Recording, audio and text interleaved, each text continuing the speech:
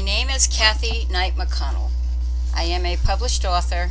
My first book was a biography of Curtis Knight titled Curtis Knight Living in the Shadow of Jimi Hendrix, and I am currently working on a book tentatively titled Connections, Morgellons, The Mystery Hum, Geo-Engineering, and Electromagnetic Energy Waves.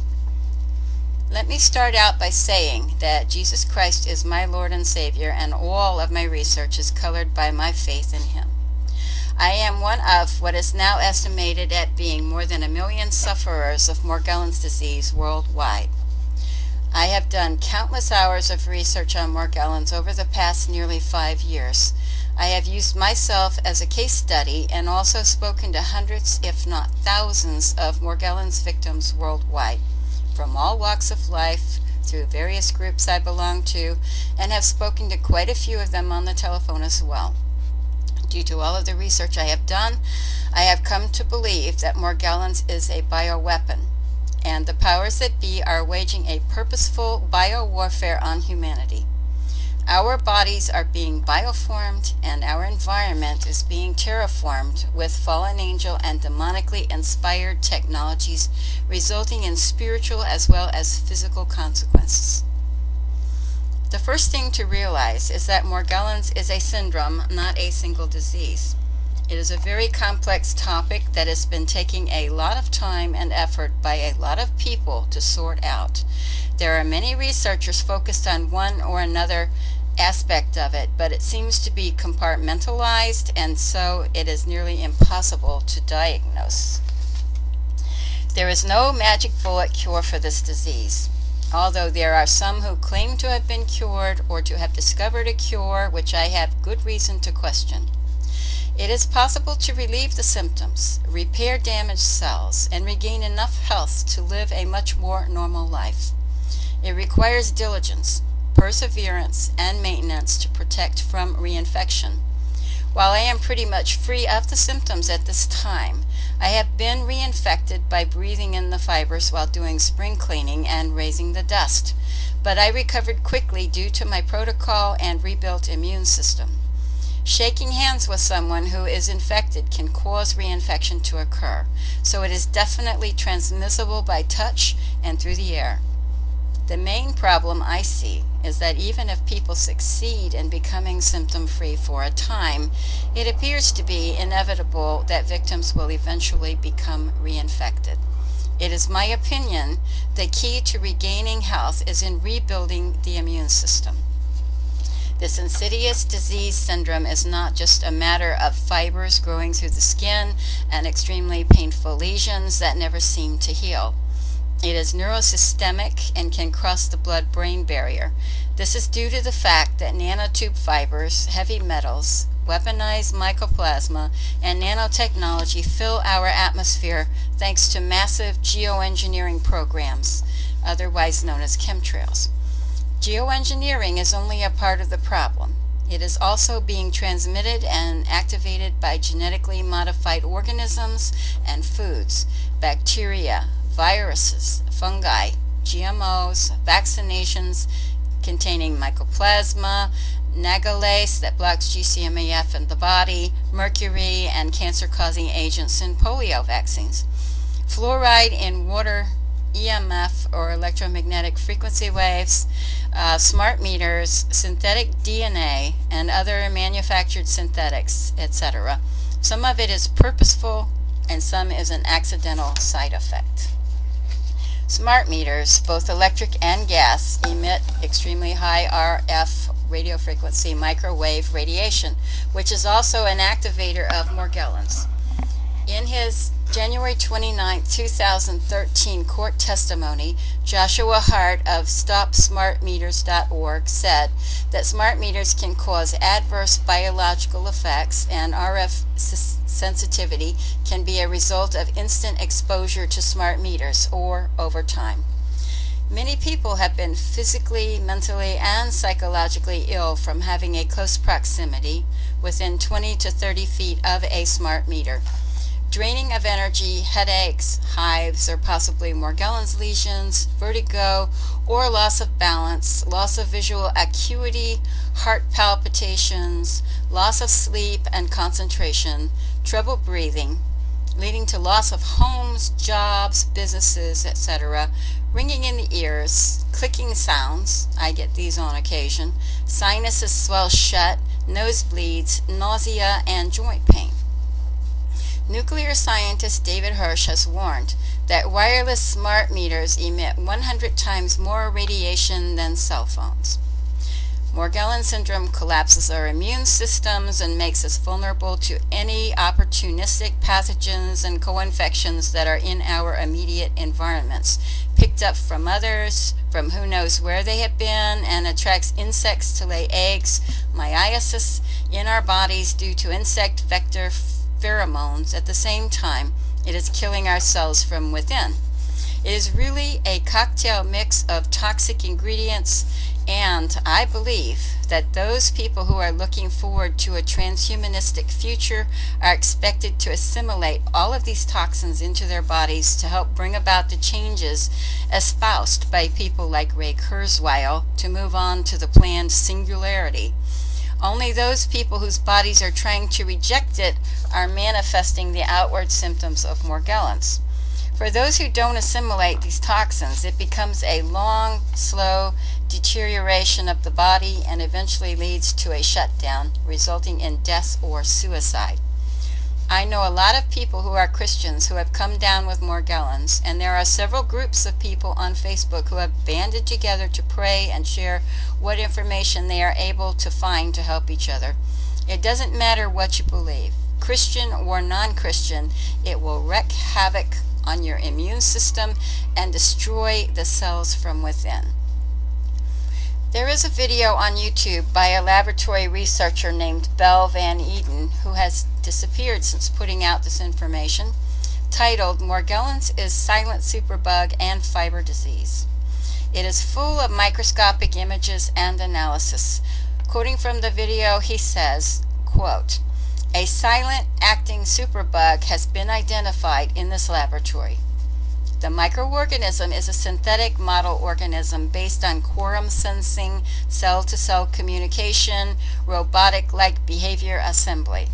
The organism is a stray target of a proteome research center.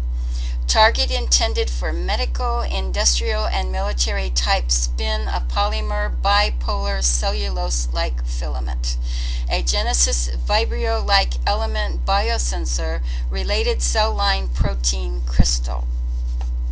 If you watch this 12.5-minute video, you can see that it is filled with images from a scanning electron microscope in the lab, including microcrystalline structures, filaments, and a black goo also shows up. He describes it further as having multiple activity giant nucleated cells with random combinations forming pigmented filaments. He also found what he called a Geneticist fly-like entity in the sample, like a form of meiosis but formed from inside of the body. Skizit Gesture has a video on YouTube that goes much deeper into the topic of how scientists have used insect vectors to change DNA, titled MHS19, Patented Morgellons Insect Hormone Ecdysone Switches Disease. I would highly recommend watching all of her videos on Morgellons disease. They are mind-blowing. Belle Van Eden also made this thought-provoking statement, quote, "A pact depending on consensus-based decision-making by members of the Western Alliance may finally relate to remarkable profit-making and the global spread of systemic disease caused by man-made disaster." Getting back to the disease itself, he further said, paraphrased, "It has a preference for the hair follicle with stem cell related activity, cuticle sensor, and sensor genesis, and shows a human hair with a sensing filament attached as well as fibers coming out of the skin." He says it is sarcoidosis-like and also oncholysis. He describes it as insect bite-like. His preliminary conclusion states, quote, "Base architecture represents a cyanobacterium, CBL, fused with a trypanosoma-like element. This base architecture will differentiate in a set commensal resembling microorganisms. Differentiation equals cell specialization. Multilineage differentiation is fact. Elements are reciprocal in action. Quorum sensing is a stem cell-like property. Infection with this element mimics protothesis and trypanosomiasis. The agent constitutes foreign adaptive protein. Protein can mimic DNA. Association with multinucleated giant cell type Langerhans, nucleolated cytokine, and epithelial cell is rational. Multiple dominant gene expression is associated with differential Lepidoptera and Diptera, marine-related species, bird-like species, mammal-like species, and higher primate. Prognosis is, quoting him, host-pathogen interaction. Infection with this synthetic element is acute, persisting, and latent. General characteristic, slowly progressive and invasive. Mode of transmission, air, water, and vector-borne. Infection may directly or indirectly become associated with differential protothesis, trypanosomiasis, tissue-replacing property, calcification, and erosion. Therapy-resistant skin disease, sarcoidosis, irritable bowel syndrome, peripheral neuropathy, microcirculation, vascular-related disease, fibromyalgia, sclerotic process, granulomatous process, amyloidosis-like process, joint pain, infection of the urogenital tract, neurogenic condition, involvement of the CNS, conjunctivitis, infestation of the vitreous, otitis, sinitis, autoimmune-related disease, and nosocomial infection. Prolonged contact with this type element could become associated with neurodegenerative disease, factor in cancerous-like process, congenital disease. While Bell Van Eden doesn't call it Morgellons, it is the same disease, and the symptoms are manifesting the same in Morgellons sufferers. You can also see why it is difficult to diagnose and treat this. Different researchers are focusing narrowly on small parts of the syndrome, such as on Lyme disease, which was also weaponized by scientists on Plum Island in New York. If you want more information on that, check out a book titled Lab 257, The Disturbing Story of the Government's Secret Germ Laboratory by Michael C. Carroll. It's a real eye-opener. Slime mold or cyanobacteria from deep sea vents, but few of them see all of the varying elements of this huge puzzle of a syndrome as thoroughly as Bell Van Eden has done, and yet there are still other pieces that turn up here and there. Not all people have all characteristics, and there may be more genetic markers that are not as overt as those we have found. There appears to be some evidence collected by researchers that points to a genetic predisposition for the outbreaks of lesions and extreme illness due to an immune response which is attempting to reject the foreign Morgellons pathogens, but has been so weakened that it can't do the task on its own. Morgellons appears to have been designed to reinvent itself every time it is acted upon, and that leads to an endless cycle of aggression. Trying to rid yourself with medications can lead to retaliation by mutation from the pathogens. As one researcher has put this regarding Morgellons pathogens, it can overcome. There are said to be 6 known genetic markers identified in Morgellons victims which are disproportionate with the known statistics, according to Jan Smith's research. The severity of the symptoms may relate directly to the number of markers each person has. 1. An Rh-negative blood factor in family genetics. Predisposition, but not all sufferers are Rh-negative. 2. Northern European ancestry, but again, not all sufferers are of this ancestry. 3. a genetic haplogroup of U5, or Ursula 5.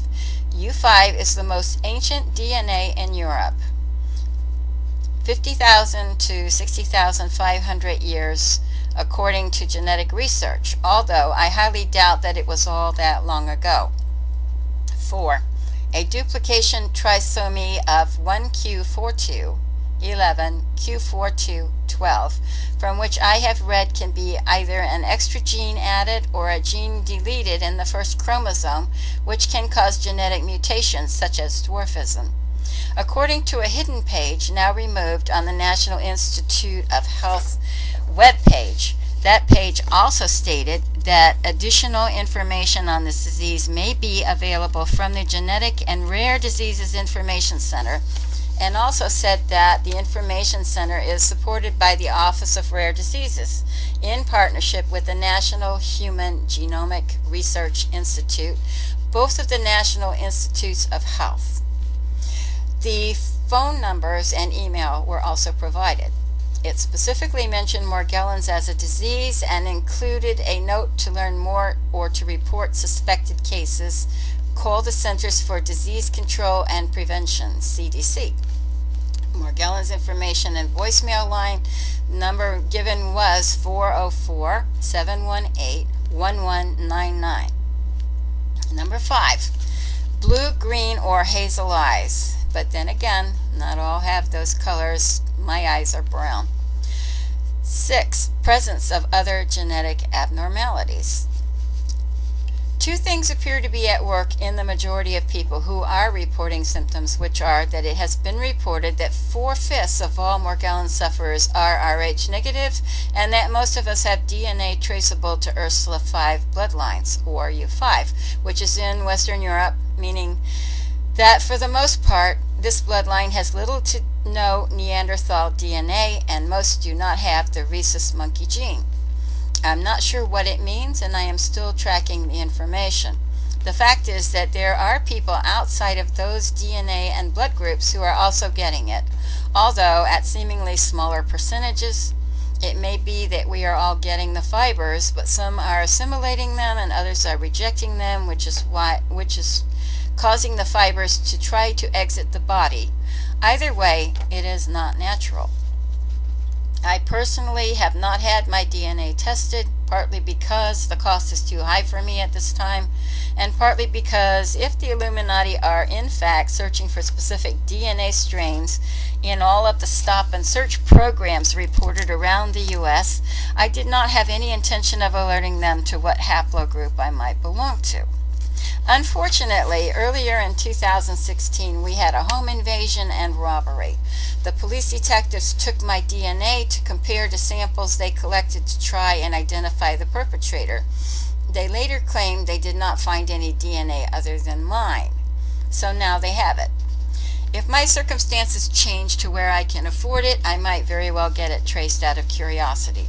What I do know is that my family, on my father's side, originated in Europe in the area of Bavaria that used to be known as French Lorraine.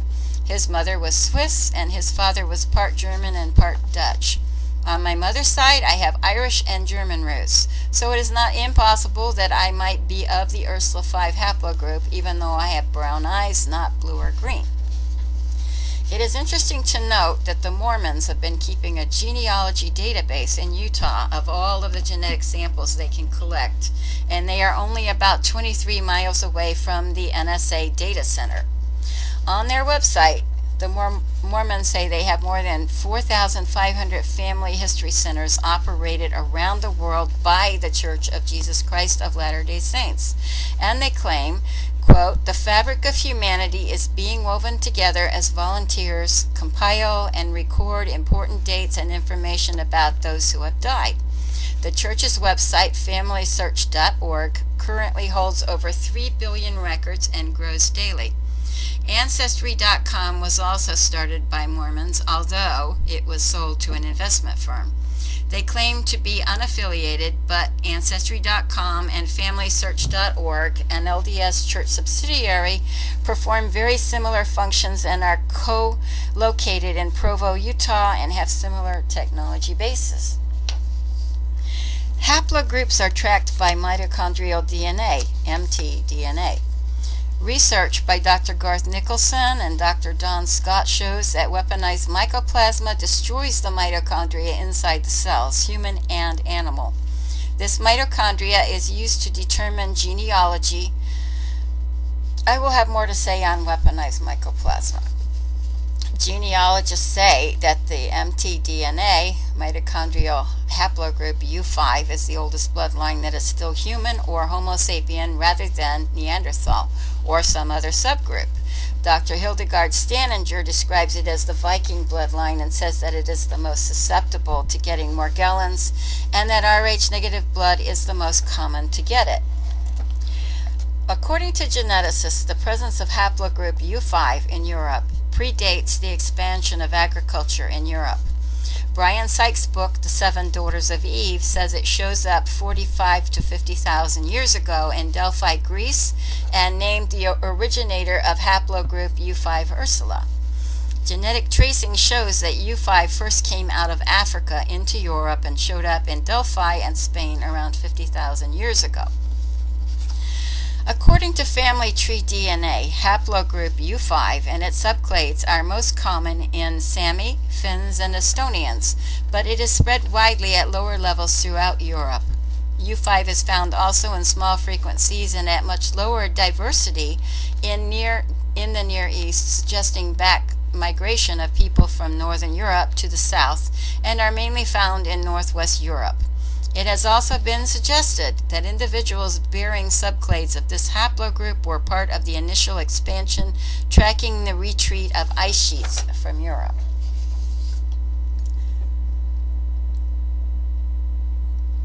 Mainstream medicine has little patience or understanding for what it takes to treat the syndrome, and there are no medical codes to classify it for insurance coverage.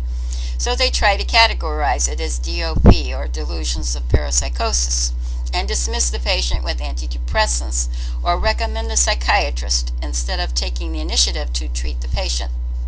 Some do prescribe antibiotics to treat symptoms, but attacking a disease that destroys the immune system with antibiotics that break down the immune system is counterproductive in my opinion.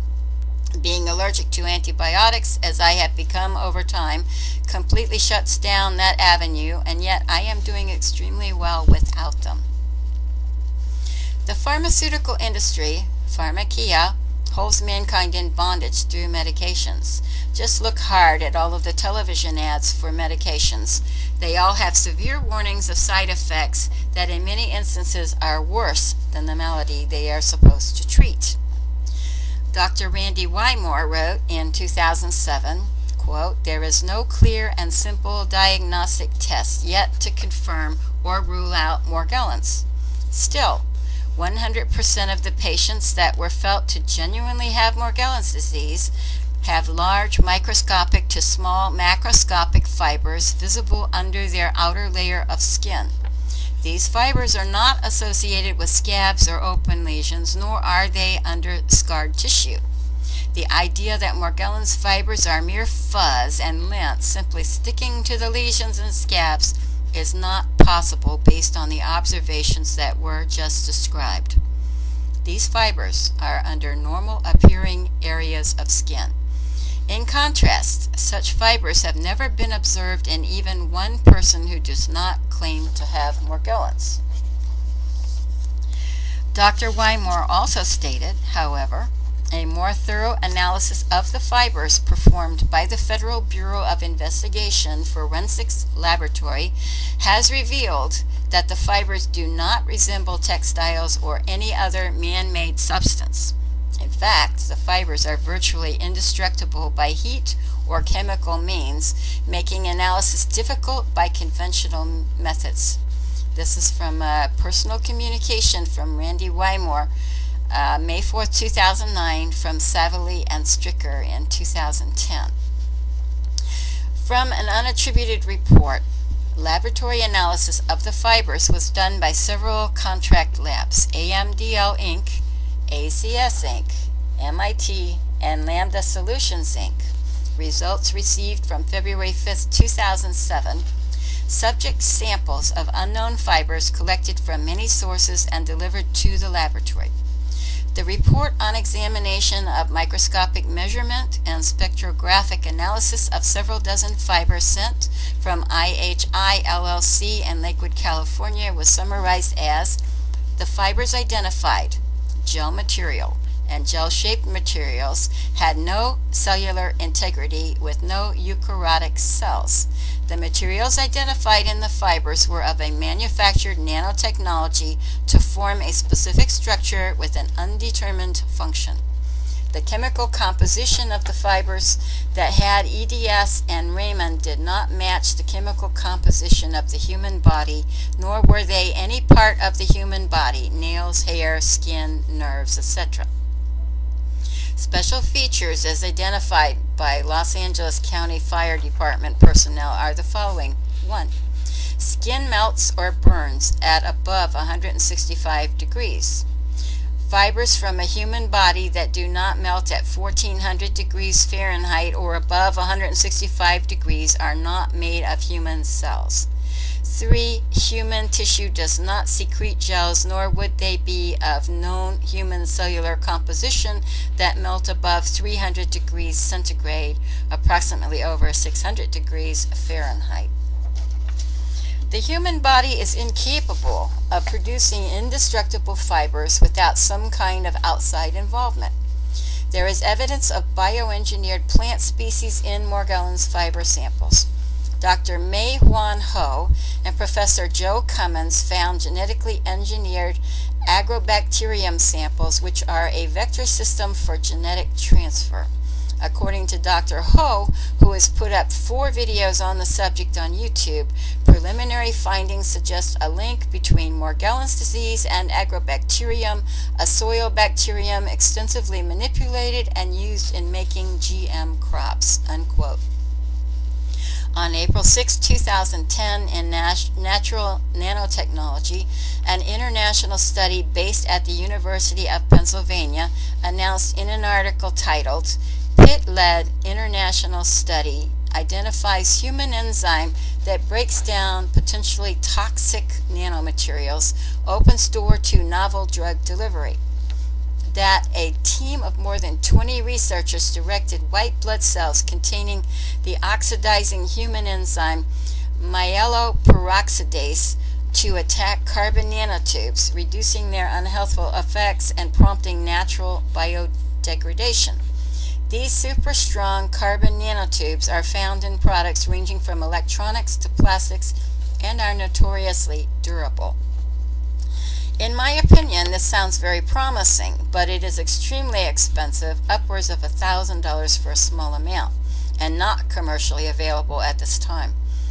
Peroxidase is a peroxide enzyme in humans encoded by the MPO gene on chromosome 17 and is derived from a subtype of white blood cells called neutrophils, a type of white blood cells that are the first to show up at the site of an infection. There is ample evidence to suggest that this enzyme is derived from human placenta and fetal cells, as this is where it is found to be the most plentiful. I suspect this could involve aborted fetuses in the manufacture of the enzyme, but I can't prove it. Quoting again from the article, carbon nanotubes are 1-atom thick rolls of graphite, 100,000 times smaller than a human hair, yet stronger than steel. They are used to reinforce plastics, ceramics, or concrete, are excellent conductors of electricity and heat, and are sensitive chemical sensors. However, a nanotube surface also contains thousands of atoms that could react with the human body in unknown ways. Tests on mice have shown that nanotube inhalation results in severe lung inflammation coupled with an early onset of fibrosis. Some well-known victims of Morgellons disease are Joni Mitchell, former Oakland A's pitcher Billy Koch and his family, and Cindy Casey Holman, executive director of the Charles E. Holman Foundation. I have seen and read stories of doctors and nurses who have come down with Morgellons, some of whom were blackballed from medicine when they made an effort to find treatments for their patients.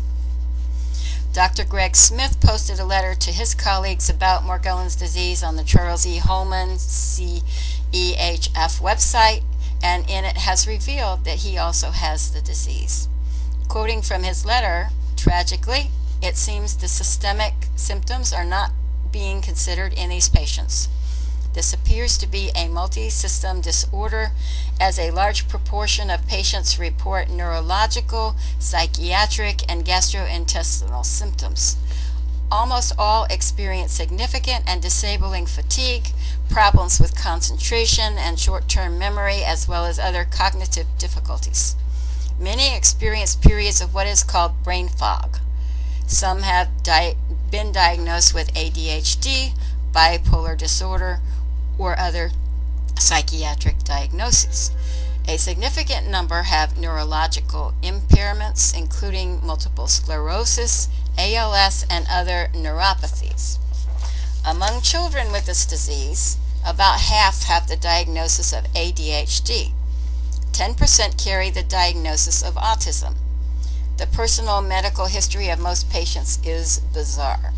The symptoms they describe, as well as their observations, seem totally beyond belief. When they occur on one's own body, it can cause one to question his sanity. I know. I have had this disease since May 2004. I have seen things happening to my own body which have stretched the limits of belief. I also developed neurologic symptoms early this year which became severe enough. I have been unable to work since May 2005. Unquote. An article by Hank P. Albarelli Jr. and Zoe Martel dated June 24, 2010, with minor corrections, details how many other doctors at his hospital met with Dr. Edward Spencer, a neurologist, and insisted he get a psychiatric evaluation and forced him to shut down his practice because of his pursuit of information on Morgellons disease and the conclusions he came to due to his own research. Dr. Edward Spencer, 75 years old at the time of the writing, is one of the few physicians in the United States that takes Morgellons disease very seriously. Spencer is a Stanford University and Yale University Medical School educated neurologist who worked for nearly 40 years at Petaluma Valley Hospital in Northern California. One day, several years ago, Dr. Spencer was summoned to meet with the hospital's Physicians Wellness Committee. Spencer had no idea what the purpose of the meeting was, but thought perhaps they wanted to discuss his recently expressed concerns about swine flu and vaccines in Eastern Europe. Dr. Spencer had been alarmed to learn that the flu vaccine sent to Eastern Europe was reportedly contaminated with lethal bird flu virus. Additionally, he had been an outspoken advocate for Morgellons patients. Spencer had earlier stated, "The CDC and medical establishment have been totally negligent in studying the system of disorders known as Morgellons and have provided no treatment, support, or comfort at all to patients afflicted." He further stated, "Morgellons is not a problem of delusions of parasitosis. It is an unexplained illness which is characterized by skin manifestations including non-healing lesions, itching, and the appearance of fibers. There appears to be a strong association with Lyme disease." Once in the meeting, Spencer recalls, "I naively thought that maybe they actually wanted to discuss some of my findings about swine flu. But he was instead shocked to hear that the committee was greatly concerned about his positions on swine flu and Morgellons, and that they wanted him to agree to undergo psychiatric evaluation because they felt he might be a possible danger to his patients." Spencer, who had been associated with the hospital for nearly 40 years, said, quote, "I could not believe what I was hearing. I was in a state of near shock, sitting there with all my files on swine flu thinking they were actually interested in my findings." Unquote. Following a second meeting with the committee, Dr. Spencer said he realized, quote, "I was up against a star chamber and kangaroo court which had already decided to get rid of me." He explains, "I had never challenged the system before, but I had come to the point where I felt I had to do it. Too much was going on that really bothered me. I had come to realize that the pharmaceutical companies were basically a conspiracy against common people, that truth about a lot of things had become submerged big time, that medicine today was 100 years behind the times and had been taken over by military medicine. There seemed to be a massive malignant agenda at play." Unquote. After resigning his position at the hospital, Spencer testified about Morgellons disease before the mayor and city council of Berkeley, California. He stated in part, quote, "There now exists strong data indicating that this disorder, Morgellons, is associated with nanotechnology, specifically nanomachines in the form of nanofibers," unquote. About 30 days later, Dr. Spencer recounted that he had made plans to attend an infectious disease conference in Malaysia, but before he left, he was involved in a strange automobile accident. His car was struck head-on by another vehicle traveling completely on his side of the road. Hospitalized with non-life-threatening injuries, Spencer oddly entered a disassociated state for about 4 hours. He states that no reason or diagnosis for this was ever established. He recalls, quote, "I was on my cell phone when it started, and phone records revealed that I called a woman in Iowa who tracks Morgellons patients and was connected for 7 minutes. I have no memory of this," unquote. In an interview with these authors, Dr. Spencer said, quote, "I regard Morgellons disorder as a hybrid bio-nanomachine terror weapon. Establishment medicine and the government, which is now a fraudulent foreign-owned corporation, go to great lengths to protect Morgellons from investigation of any sort. Morgellons is not one thing, but is actually a system of multiple attack vectors that damage the body in numerous ways and carry various DNA and RNA strands. It is made in laboratories by talented men and women who have lost their souls and adhere to satanic principles," unquote. Some of the institutions currently studying this disease are the Carnicom Institute, Randy Weimar at Oklahoma State University Center for Health Sciences, Lyme Disease Research Group, Department of Biology and Environmental Sciences, University of New Haven, Morgellonsresearch.org, closed down but website is still available, Candy Griffin Vandewalker's Morgellons Research Group, which is more in line with my own research, and the Charles E. Holman Foundation, CEHF, which focuses mainly on Lyme disease as a cause and concentrates their efforts on raising funding for other researchers, including those working at the University of New Haven. In their research, CEHF has found that some of the fibers are made up of collagen and keratin. This is true, since the fibers tend to scavenge our collagen and keratin to continue their self-replication cycle. It is the nanotubes that are seemingly indestructible. Dr. Hildegard Staninger has done an extensive body of work on it. I know of at least one non-credentialed microbiologist currently working on it, Steve Bedingfield. He seems to be convinced that most of the world's ills, including Morgellons disease, come from cyanobacteria that is proliferating on the Earth, and that it most likely came from a meteorite or several meteorites and crashed into the ocean, is now coming up out of deep sea vents. In my opinion, these are all working on different parts of the puzzle of Morgellons disease, but it is a very tough puzzle to get a handle on. There are quite a few individuals who have also come up with information through their own investigations, such as Skizit Gesture on YouTube, who is also a victim, but has come up with a great deal of scientific data related to the disease. Her videos are well worth watching. Marsha Pavlis, another victim, has done a lot of investigation and is the person who made contact with Belle Van Eden, the lab scientist who posted the video titled Morgellons is Silent, Superbug, and Fiber Disease, along with the genetic sequencing of the disease described in the video. One of the best videos I've found is Morgellons Actually Explained by Sophia Smallstorm. Also Carolyn Carter, and the list goes on. Even the Mayo Clinic has begun research on Morgellons. All have different ideas on the cause, many have similar views, but none have come up with an absolute cure. I am not 100% cured either, although I feel that I am very close to getting there. I have put together my own protocol based on rebuilding the immune system that I use faithfully every day. I will get more into that later. It is my firm belief that the powers that be are doing everything they can to change our DNA, to make us unfit vessels for the Spirit of God, enacting Agenda 21's population control, and attempting to fulfill the precepts set up on the Georgia Guidestones to maintain humanity under 500 million worldwide. It is possible that many scientists who are working in compartmentalized research programs are unaware of the ultimate goal, which is working to unlock the so-called junk DNA in our bodies that God locked up after the fallen angel's genetic manipulation of our DNA. Researchers have been finding triple helix and even quadruple helix strands in humans during their research.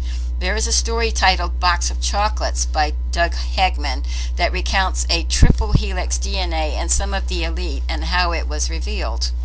Quadruple helix appears to be associated with DNA changes and may even indicate cancer.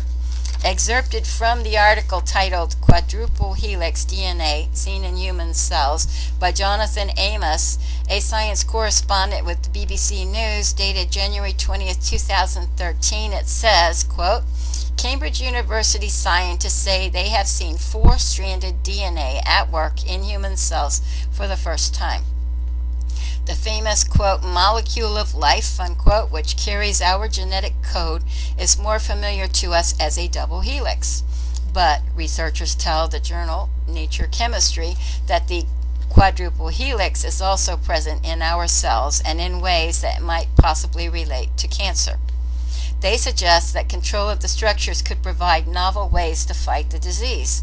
The existence of these, quote, the existence of these structures may be loaded when the cell has a certain genotype or a certain dysfunctional state, said Professor Shankar Balasubramanian from Cambridge's Department of Chemistry.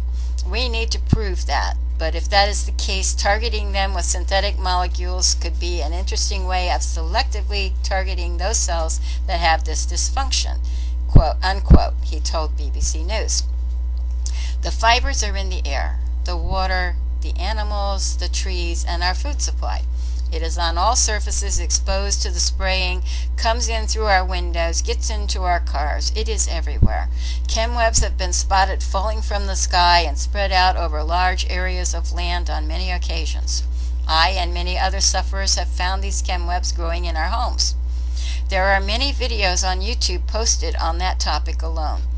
A good one to check out is one titled, Pilots, Doctors, and Scientists Tell the Truth About Chemtrails. There is evidence to show that some of the Morgellons fibers are made up of carbon and/or polymer nanotubes, which appear to grow due to some type of pi stacking, such as in a van der Waals force, stacking hydrogen bonding, or aromatic ring bonding. DNA bases contain aromatic rings, which are chains of atoms with electrons moving around them that create a stable bond. It has been reported that they self-assemble, giving the appearance of growth. The more we breathe them in, absorb through foods and through our skin, the more material they have to reform and proliferate. Some of them appear to be made up of synthetic DNA.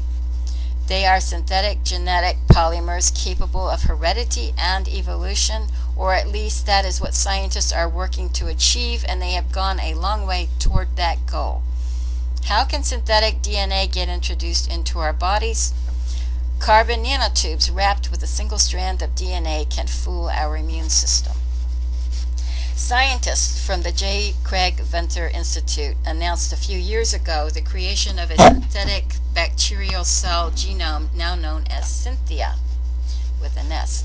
From their website, quote, now, the scientific team headed by Drs. Craig Venter, Hamilton Smith, and Clyde Hutchison have achieved the final step in their quest to create the first synthetic bacterial cell.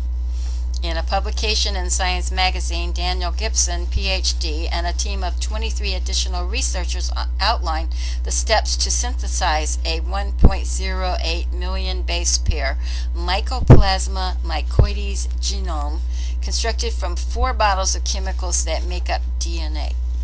This synthetic genome has been booted up in a cell to create the first cell controlled completely by a synthetic genome," unquote. Thus they have released the genie from the bottle, but I believe it may have been done long before they made the announcement.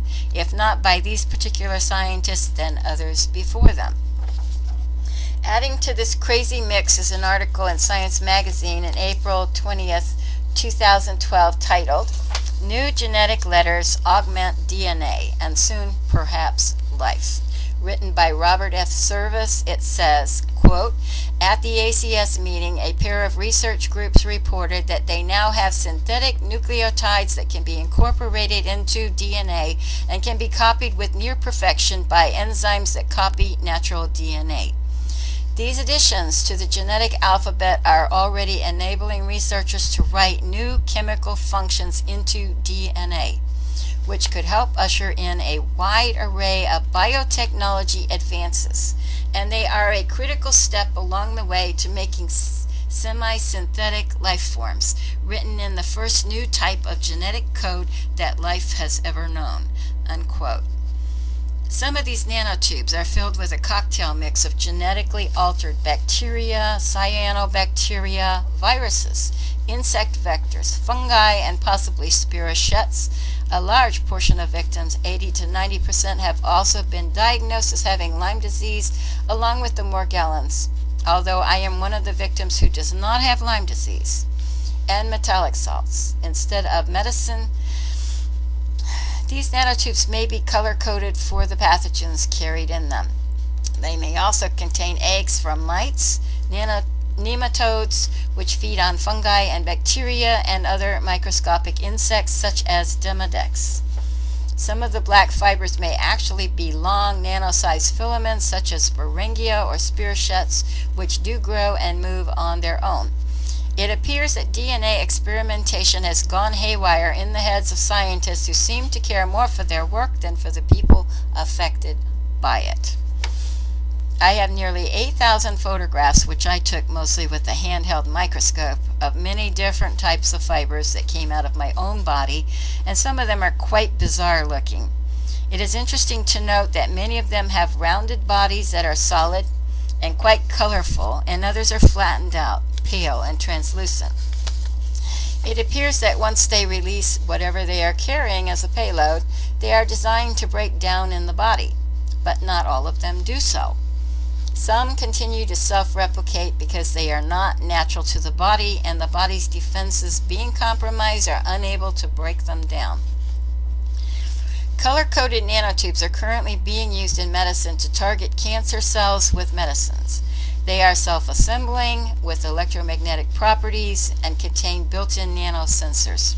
This explains how they can be drawn together to the surface of the skin following electromagnetic currents, and why they are also drawn out of the body to electronic equipment like television and computer screens.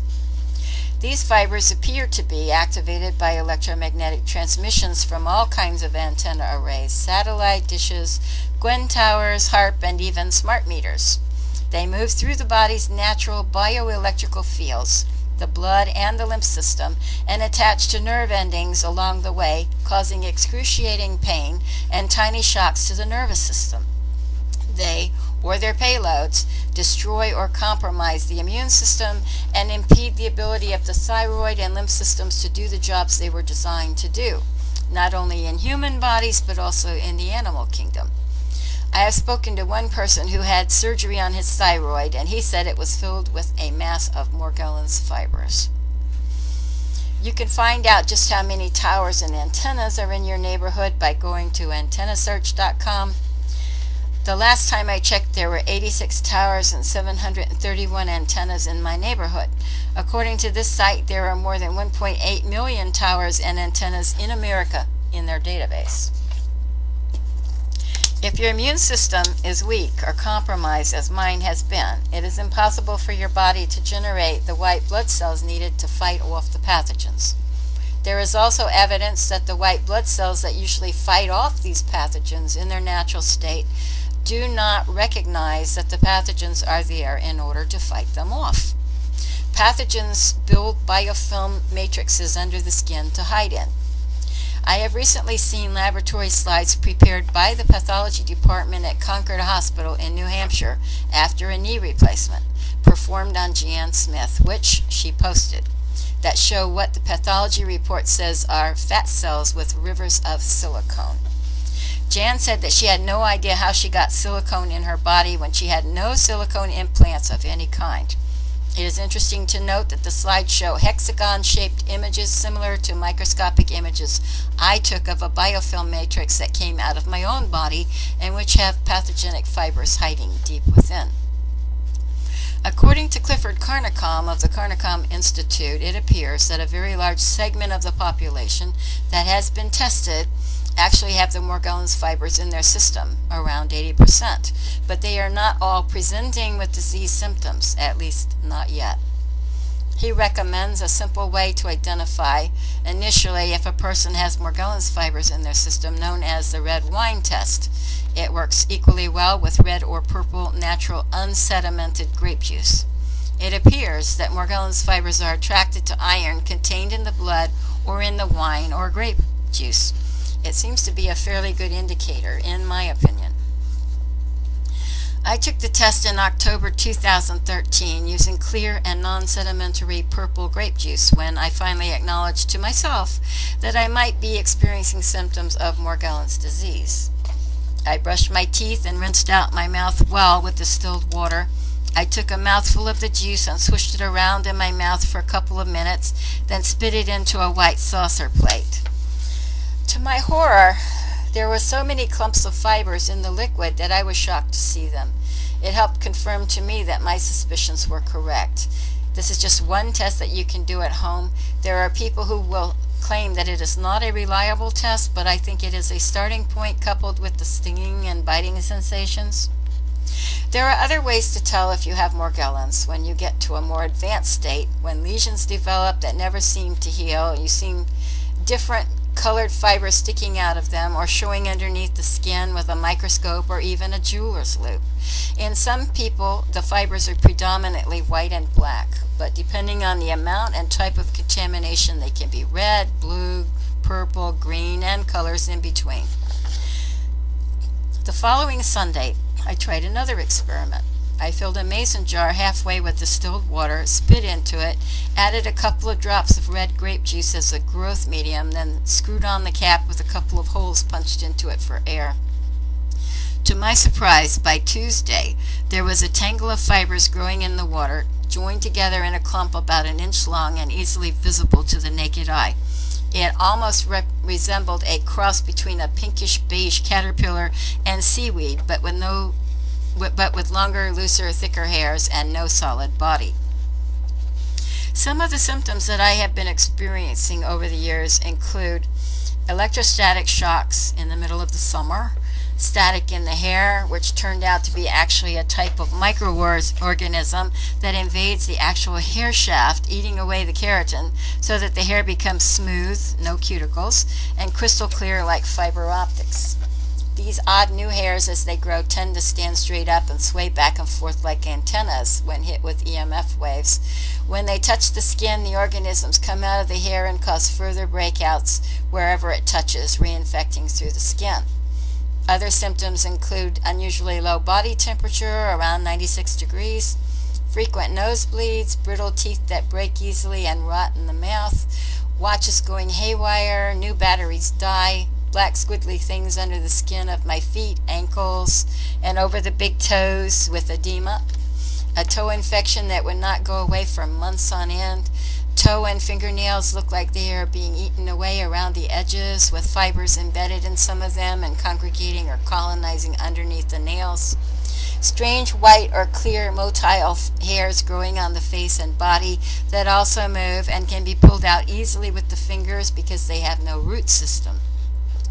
Colon pain, eye, ear, and sinus infections, polymerized skin patches, even some that look a bit like alligator or snake skin with some greenish or amber coloration to it, and sores or lesions forming in various parts of my body, crystals forming in blood, black rod-shaped and filamentous bacteria or fungi, multicolored fibers that grow, strongyloid-type cotton nematodes coming out of my skin and hair, along with tiny eggs and green egg sacs, muscle spasms with pain and swelling in my joints, double vision and bleeding into the eye after a corneal transplant, loss of balance, dizziness, memory problems, foggy brain, cellulitis, and breathing problems.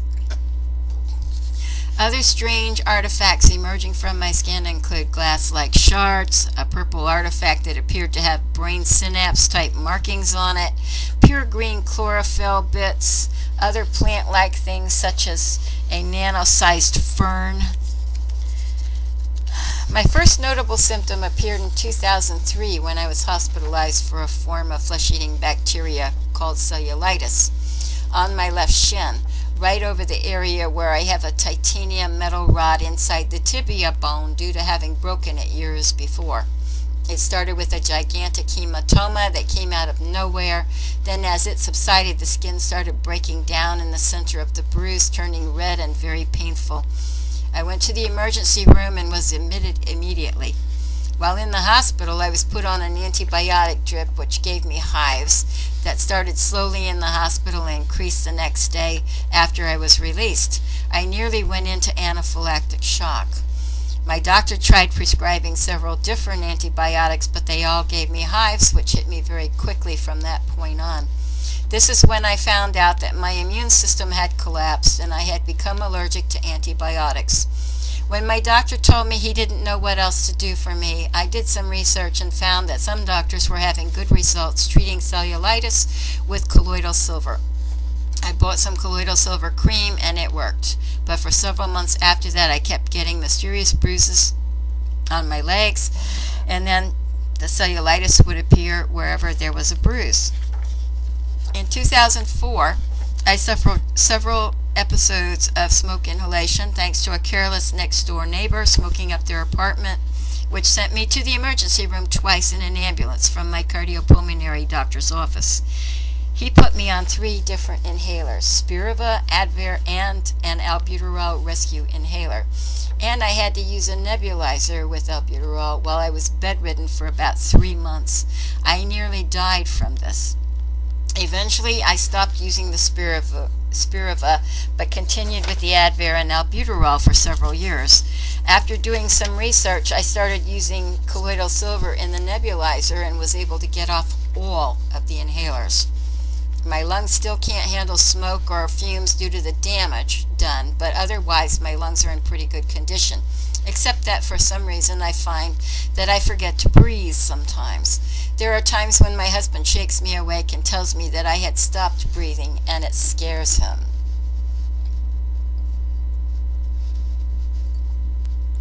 If you see frequent chemtrail spraying in the skies above your home and have doubts about the existence of Morgellons fibers, just check out the dust in your home. Have you noticed that it seems to be building up faster and that you have to dust more often to keep it under control? Take a good look at it, preferably with a magnifying glass or even a jeweler's loupe. Do you see a lot of white fibers in it, all the same length and thickness? You may very well notice some brightly colored fibers in there as well. Dust is usually gray or brown, not white. Is it sticking more on the sides of things like appliances, walls, etc.? If you are in the path of chemtrails, you will very likely find this new kind of dust in your house, and that it tends to gravitate toward your television screen, computer screen, and other electronic devices. Are you cleaning your glasses every hour or so? Are you having trouble wearing your contact lenses? I had to quit wearing contact lenses, and I had to clean my glasses several times a day. Morgellons fibers will get into your eyes, and so will the biofilm. For a short time I had flashing lights in my eyes and saw geometric designs that interfered with my vision. It was, in my opinion, the biofilm refracting light, and being so close to the retina, I could see the matrix formation of the biofilm like it was under a microscope. I started spraying my eyes with colloidal silver in the mornings, and it cleared up. The fibers will congregate on your reading glasses when you are in front of the computer, seemingly attracted to the stronger electromagnetic field. If they get into your computer drive, they can crash your drive. I've had several computer crashes over the past few years because of that. Biofilm is produced prodigiously in the bodies of Morgellons sufferers and exudes through the skin. It becomes a daily process of removal and is extremely difficult to get rid of. It forms a matrix under the skin and is where bacteria and other pathogens hide from the macrophages of the immune system.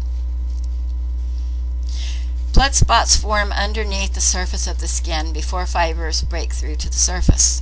Morgellons fibers congregate in joints, weak spots in the body from prior injuries, and especially grow in warm, moist, folded areas of the skin, like under the breast or any other overlapping areas. It can affect mechanisms of breathing in the lungs and other organs. It shuts down the immune system and can penetrate the brain-blood barrier, causing brain fog and making it difficult for most sufferers to maintain a job. It can cause family breakups and isolation from loved ones for fear of infecting them, even when those same loved ones refuse to believe the disease exists. According to scientific reports, there are 3 types of materials found in Morgellons disease that are also being found in water and soil samples taken where chemtrails are apparent. Metallic salts such as barium, strontium, titanium, and aluminum oxide, filaments or fibers, and engineered biologicals. These things charge the air and destroy its neutrality. A neutral atmosphere is supportive of life. These additives to our atmosphere are not neutral to life. The fibers can be seen in the night sky using a black light after trail spraying. They are life-threatening and can lead to severe bronchial congestion, sinus infections, and Morgellons disease. Aluminum in the mix can also attribute to the cause of Alzheimer's disease. The heavy metals being sprayed on us seem to have the effect of turning the body into a giant receiver. Many sufferers are also reporting hearing hums and other sounds and feeling vibrations. I am one of those. In fact, it was these hums and vibrations that caused me to start researching and eventually led me to the study of Morgellons disease. Lung disease and breathing problems are 2 of many symptoms experienced by Morgellons sufferers. Lung disease has become the 3rd highest killer in the entire world, moving up from the 8th position in less than a decade. Lower respiratory infections, fungi, bacteria, and viruses are in the #1 position for most infectious. It's 3rd at 3.2 million, 10.6%. COPD, bronchitis, or emphysema is 4th at 3 million, or 6.7%, and tracheobronchitis, lung cancers at 1.5 million, or 2.7% of the top 10 causes of death worldwide, according to the World Health Organization, WHO. Combined, they are a whopping 20% and higher than the second on the list, which is stroke at 6.2 million, or 11.2% in 2011. God knows how much higher it is now with all of the continued geoengineering, chemtrail spraying going on worldwide. There are now reports of chemtrail flu and thunderstorm asthma being reported in various places around the world. Our air and environment has become a toxic soup. Any doubts that I may have harbored about whether or not I had Morgellons disappeared when I developed a huge swelling over my thyroid with large breakouts, sores, and infections on my face, neck, chest, and underneath my breasts. I have photographs to prove it. I had been using both a magnetic pulsar and a zapper alternatively. They cause a proliferation of fibers all along my lymph system. Fibers came out of my wrist, attracted by the zapper electrodes. I managed to capture a photograph of them coming out of my wrist after removing an electrode. There were fibers all over the electrode. The area around my lymph system grew a second skin that looked and felt like a polymer. It took 7 skin peels with 15% glycolic acid to remove it. It was very painful, but I got it all off. There were sores underneath it, and nothing I could do would reach them until I removed the surface skin. This is how I discovered that Morgellons fibers, which permeate the body, can be enticed to the surface of the skin with electronic zappers and pulsars, but they can also worsen the symptoms. As the fibers, which are attracted to electronic pulses and machinery, tend to travel through the bioelectric streams of the body and attach to the nerve endings near the surface of the skin. They then send tiny shocks that feel like sharp bites when they are activated by low-frequency electromagnetic waves, becoming more painful when they emerge through the skin. The fibers tend to move more at night, which I have noticed also happens to be when the EMF pulses from HARP are at their highest gravity activity. At least that is when I hear and feel them at their highest strength. In my case, the fact that my apartment building is built on top of a hill made up of crystalline granite may help to magnify the effect of the electromagnetic waves on the fiber's activity. Morgellons feeds on bioelectric and electromagnetic frequency energy fields. The fibers tend to increase in number and get more active when you are in those fields. The EMF waves influence your mental state with surreptitious transmissions, and the barium, strontium, and aluminum in the chemtrails facilitate that as well. Far infrared heat that is recommended by Dr. Hildegard Staninger appears to have some effect on the microorganisms, but does not kill the nanotechnology and artificial DNA. There is another person who claims that his research proves that pulse magnetism kills all parasites, microorganisms, and nanotechnology throughout the body. I paid for one of his devices but never received it. After many excuses and a year later, I requested and received a refund. Based on his claims, I have tried magnets and magnetic pads, a Hue pulsar, Bob Beck protocol, and a Hulda-Clark type zapper. Within a couple of months, I found myself fighting to remove the polymer plastic type growth that covered my neck and chest all the way down to my waist and grease sores underneath, and I am not the only one to experience this. Some Morgellons sufferers have taken to calling this alligator skin. It was extremely painful, and I had to use glycolic acid several times on my skin to allow me to peel off the growing layers, exposing raw flesh where it peeled off, which left sores with fibers in them and scars. I would advise against using either of those protocols for the Morgellons fibers. While they might help with the pathogens, they have no effect on the artificial fibers. In my experience, any electronically based protocols cause exponential growth.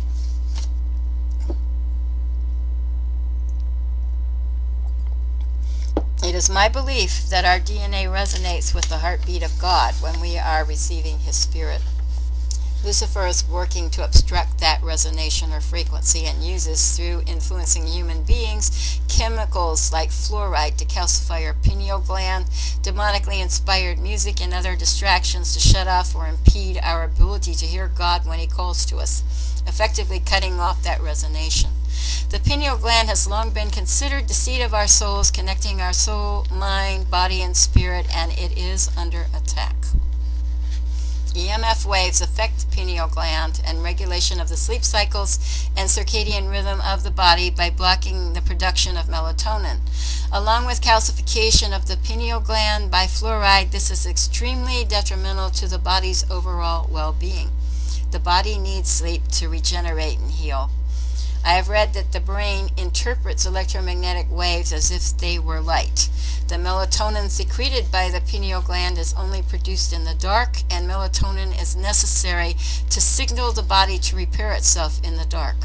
Low-frequency electromagnetic waves may cause the pineal gland to shrivel due to being bombarded with them on a daily basis. EMF waves are emitted by appliances, wireless, satellite dishes, HARP, high-frequency active auroral research program, officially an investigation project to understand, simulate, and control ionospheric processes, including the weather, along with the use of fluoride. And the effects of barium and aluminum on the pineal gland may also have a connection to Alzheimer's and senility. In fact, the widely used pine cone symbol represents and looks like a pineal gland. The pineal gland has been immortalized in ancient times as a pine cone-shaped gland and can be seen in ancient Egyptian paintings, in tombs, and in carvings throughout the ancient world. It has even been given a place of honor at the Vatican as a gigantic statue in the Fontana della Pigna, or the Court of the Pine Cone. The sounds I hear are definitely not tinnitus or ringing of the ears. I have had tinnitus in my left ear since 1964 when a cherry bomb exploded inside of a high school locker I was leaning against. The hum is totally different. It even blocks out the tinnitus at times. Most of the time I can hear both of them at the same time. Sometimes I have difficulty hearing my husband speak to me because it is so loud. Also, tinnitus is a constant sound. While I have noticed that I hear the hum more often when I am indoors, near a satellite or wireless connection, and can go out for a walk in the country and hear nothing unless I walk near a Glen tower, wireless cell phone, or broadband. Then the sound gets louder the closer I get to the tower. The same thing happens when I walk into a store with wireless service or spend the night in a hotel with wireless. I have my own ideas on what the hum actually is. The Earth has a natural low-frequency hum that is usually undetectable to the human ear.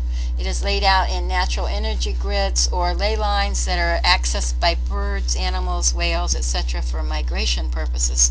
Man has found a way to tap into that energy and manipulate it via the High-Frequency Active Auroral Research Program, frequently referred to as HAARP, and other means. As in everything on this planet, anything conceived in the minds of men can be used for good or evil, as evidenced by the previous 2 world wars and all other wars throughout the history of this planet. Through this manipulation, man has begun to interfere with the Earth's energy field and the atmosphere that envelops it. They have also found ways to use these low-frequency electromagnetic waves to intercept brain waves and influence them. Case in point is the new Cognitive Technology Threat Warning System, CT2WS, launched in 2008 by the Defense Advanced Research Projects Agency, DARPA, which uses a brain-computer interface to analyze threats. According to the proceedings of the National Academy of Science in March 2010, quote, electromagnetic currents directed at the right temporoparietal junction, TPJ, located above and behind the right ear, can impair a person's ability to make moral judgments by disruption of this region of the brain. This is also the same ear in which I hear the electromagnetic waves, and also where many other people around the world are reporting to hear it as well. According to the Bible, this is the same spot where priests were anointed to hear the voice of God. Quote, and of the rest of the oil that is in his hand shall the priest put upon the tip of the right ear of him that is to be cleansed. Leviticus 14:17, King James Version.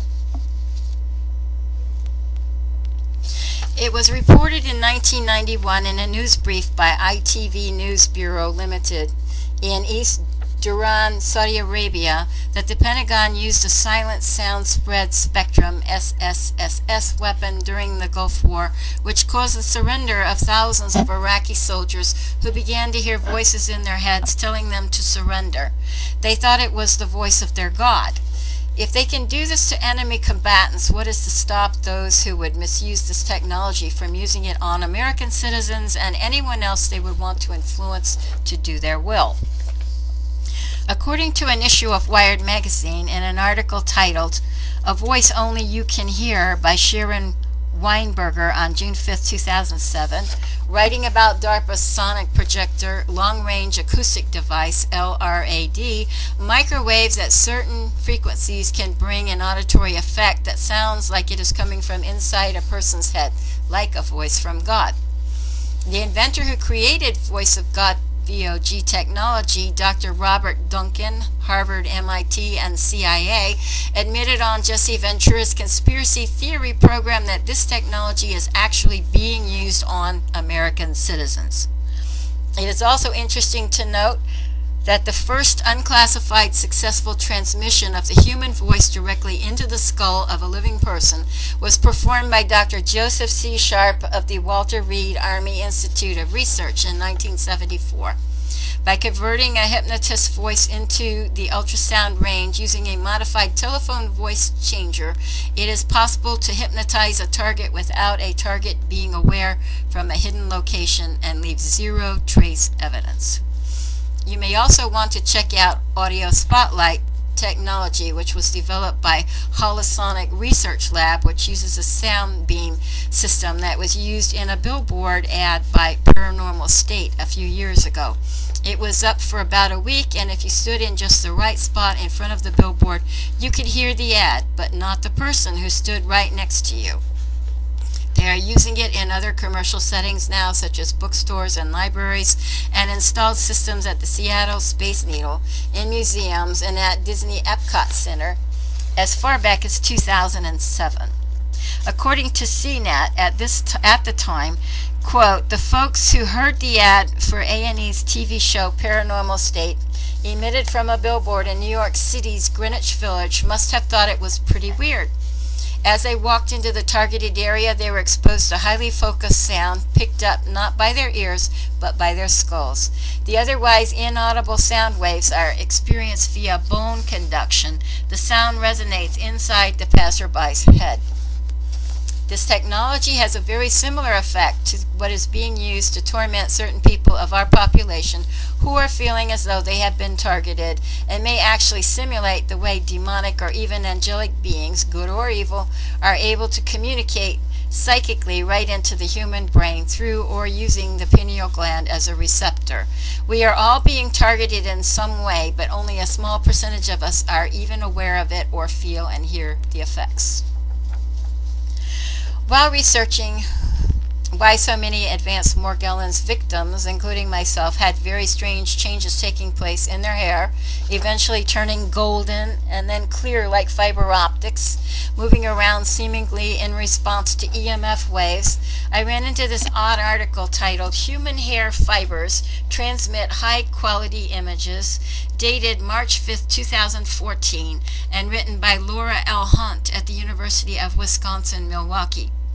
In the article, she made the statement, quote, after having recently discovered a new way to propagate multiple beams of light through a single strand of optical fiber, engineers at the University of Wisconsin-Milwaukee, UWM, now have found that their novel human hair fiber architecture can transmit images with a quality that is comparable or better than the current commercial endoscopy imaging fibers. Because of this, the work has potential not only in next-generation high-speed communication, but also biomedical imaging, unquote.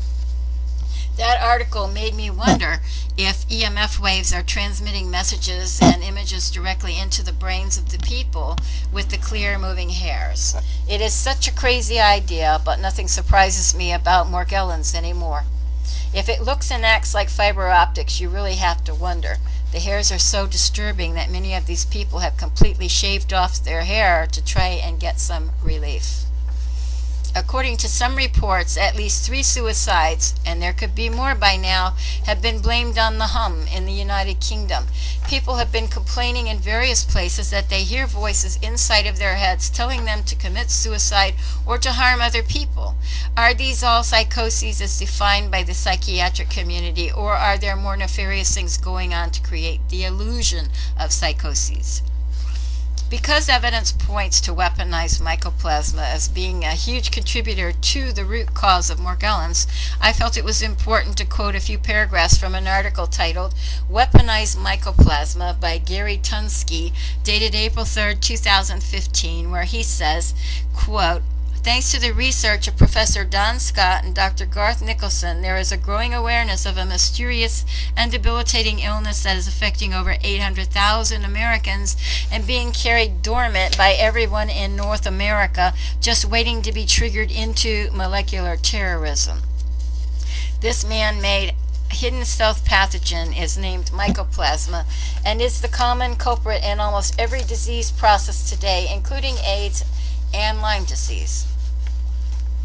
Quote, chances are if you feel sick and tired and your doctor is unable to make a definite diagnosis because lab tests, blood chemistry profiles, and tissue cultures failed to reveal any disease pathogen, you might very well be infected with mycoplasma. According to Professor Don Scott, this newly formed virulent pathogen is a weaponized crystalline form of non-pathogenic Brucella bacterium, which resides naturally in the oral cavity, gut flora, and superficial body sites, that has been genetically engineered with the retrovirus Visna from sheep or scabies by our own military. Quote, this mutated subviral particle acts by attaching to a gene in either the cell nuclei or mitochondria, and given a suppressed immune system, acidic pH, low oxygen cell environment coupled with a triggered physical or emotional trauma, the mycoplasma amyloid will initiate a replication process of useless protein fibrils called nucleation. This process triggers programmed cell death, disabling the ATP-producing factories or mitochondria. These subviral bacterium particles have been termed prions by Dr. Prusiner, stealth viruses by John Martin, amyloid by Dr. Gajusek, and Mycoplasma brucellosis by Don Scott and Garth Nicholson. Despite government-manipulated statistics, there has been an undeniable rapid increase of all neurodegenerative and autoimmune diseases coming out of nowhere since the mid-1990s, with absolutely no origin to their genealogy. Mainstream medical doctors are not trained in detection of non-detectable pathogens. Since mycoplasma hides intracellularly and invades multiple organs and systems, it manifests a vast array of symptoms throughout the whole body, making a correct diagnosis virtually impossible. Quote, due to the misdirection of medical science, compartmentalizing the human body into 10 separate specialty fields: dermatology, endocrinology, urology, neurology, psychology, oncology, gastric specialty, general practice, etc. Like an auto mechanic would segregate engine parts, none of the mainstream physicians understand how all 10 body systems work synergistically as a whole, like a flowing river. This has led medical science to perpetrate trash can labels to terms for symptoms of mycoplasma to hide their ignorance. Quote, Syndrome X, Graves' disease, systemic lupus, Sjogren-Larsen syndrome, Huntington's chorea, Guillain-Barré syndrome, myasthenia gravis, Creutzfeldt-Jakob disease, Rift Valley fever, Hashimoto, Parkinson's disease, Alzheimer's disease, post-traumatic stress syndrome, ADDH, even the recent West Nile virus are all virulent mycoplasma invasions in disguise. The names of the mysterious diseases are simply the location of the mycoplasma invasion destruction, not a new disease. Almost every neurodegenerative and autoimmune disease has a pathogenic mycoplasma species responsible for the initiation of the disease process, unquote. He says that there are 7 weaponized mycoplasma variants that were created covertly by the U.S. government as the following. 1. M. fermentans incognita strain. The term fermentans reveals fermentation process, in essence yeast, molds, fungus, spores, cancer. 2. M. penetrans penetrate the cell membrane and invade host cells. 3. M. pneumoniae attacks upper respiratory epithelial cells, inflaming them and causing upper respiratory infections and chronic pneumonia. 4. M. genitalium invades urethral tissue and cells in the genital area, causing pelvic inflammation and urethritis. 5. M. hominis is found in joint tissues in rheumatoid arthritis. 6. M. pyrum is found in AIDS as a cofactor accelerating AIDS progression. 7. M. salivarium is found in salivary glands and joint tissues in rheumatoid arthritis. Unquote. It is quite a long article and well worth reading if you want to know more of the details. I do want to quote one more part because he says it so well, and you can see that a lot of the symptoms he lists are also symptoms of Morgellons. Quote, mycoplasma steroid-stealing properties also make the energy-producing mitochondria leaky by robbing cholesterol lipids that are necessary in mitochondrial membrane integrity. When mitochondria bleed, they cannot generate ATP energy necessary for cell energy and function, and nerve cells are the most sensitive to energy deprivation. This explains why chronic fatigue and neurological disorders are the main symptoms of the Trinity diseases: chronic fatigue syndrome, CFS, fibromyalgia, FMS, and Gulf War illness, GWI. In my opinion, they are the same disease ideology, with all three characterizing common symptoms, traits of chronic fatigue, short-term memory loss, low-grade fevers, tissue and lymph swelling, joint and muscle pain, stomach and digestive disorders, immunosuppression, and severe systemic chronic infections that invade various organs, tissues, and cells, including the brain, nervous system, and heart. Moving on to the white fibers and fiber balls that Morgellons sufferers, including myself, encounter coming out of their skin or clinging to their hair is actually a genetically mutated cotton nematode. These nematodes will lay eggs under the edges of Morgellon lesions so the larvae can feed on the bacteria and fungi populating there. I have even seen one of the larval stage nematodes pop out of my forehead a few years ago while I was looking in the mirror. While researching for more information on that topic, I ran into this very informative article titled, "The Strange Case of Bacterial Mutations with a Symbiotic Link-Up with a Mutated Engineered Parasite." That's the Morgellons fiber disease, by Rolf A. F. Witchy, dated May 20th, 2006. It is not the whole of disease, as he seems to believe, but it is definitely a piece of the puzzle. Quote, "If a nanometer-sized DU, depleted uranium particle, can attach itself to a human blood cell or to a much smaller virus and even bind itself to DNA, it would certainly also be able to attach itself to bacteria and parasites. The mysterious Morgellons fiber disease, known in China as Strongylosis monospinangerum, might be an example of a mutation that should have never happened but is now a worldwide tragedy. The disease is quite new and highly mysterious. It is carried into human biology by nematodes that are tiny worm-like parasites originally engineered for pest control. By mysterious circumstance that no one can explain, the nematodes have become a symbiotic host for bacteria that were engineered for the task to create fine fibers. For some strange, unexplained reason, the nematodes that were designed for pest control suddenly developed a liking for human flesh. And more exotic than this is the way by which they come into people's homes. They are found attached to cotton products, in which they are nestled, encased in cocoons built of fibers produced by the engineered bacteria that the nematodes carry. It appears as if random biological proliferation changed both the bacteria and its new host in a way as if the process of proliferation has suddenly been put into high gear, with highly mysterious phenomena resulting from it. Once in the human system, the bacteria become highly prolific and active in extruding colored fibers that are seen sticking out of wounds and out of the skin, while the nematodes become parasites. We are told in a medical report, bacterial strains have been engineered for the purposes of creating raw materials biologically, especially fibers, which will be used in creating new textile markets. These bacteria have been extensively engineered and tested over the last 10 years by a plethora of companies, DuPont, Honeywell, Nexia, etc., including the U.S. Army, which using both plant and mammal tissue as a medium to verify their ability to produce these materials. Many failures were reported, and the inadequate bacterial strains were discarded. The bacteria which produce fibers can do so inside the skin as well as outside it, as long as there are available proteins for it to use. The fiber balls that are seen so often with the disease are in fact produced by the bacteria, not nematodes or any other invertebrate species, using the proteins from skin, hair, cloth, etc. The bacteria themselves are quite ineffective, being able to invade the skin and are felt as itchy, stinging sensations on the skin when they enter. When they are multiplying and often rapidly producing fibers, they can be felt as tingling or crawling sensations on or under the skin.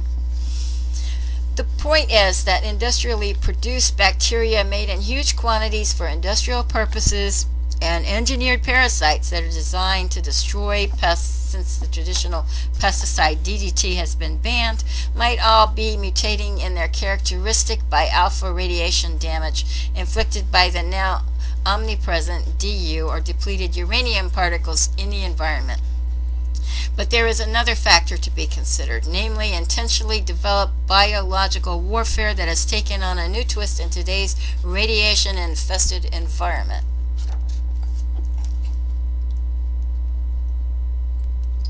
In light of what Rolf said about the fibers being produced in China, I remembered that I had a bad experience with some nightgowns that I bought online a couple of years ago that turned out to have been made in China. They were beautiful, but when I put one on, I had an immediate reaction to it. I had come to a point where I was almost completely symptom-free, but I had a complete relapse, starting with intense stinging and redness around my collarbone where the lace was sewn onto the nightgown.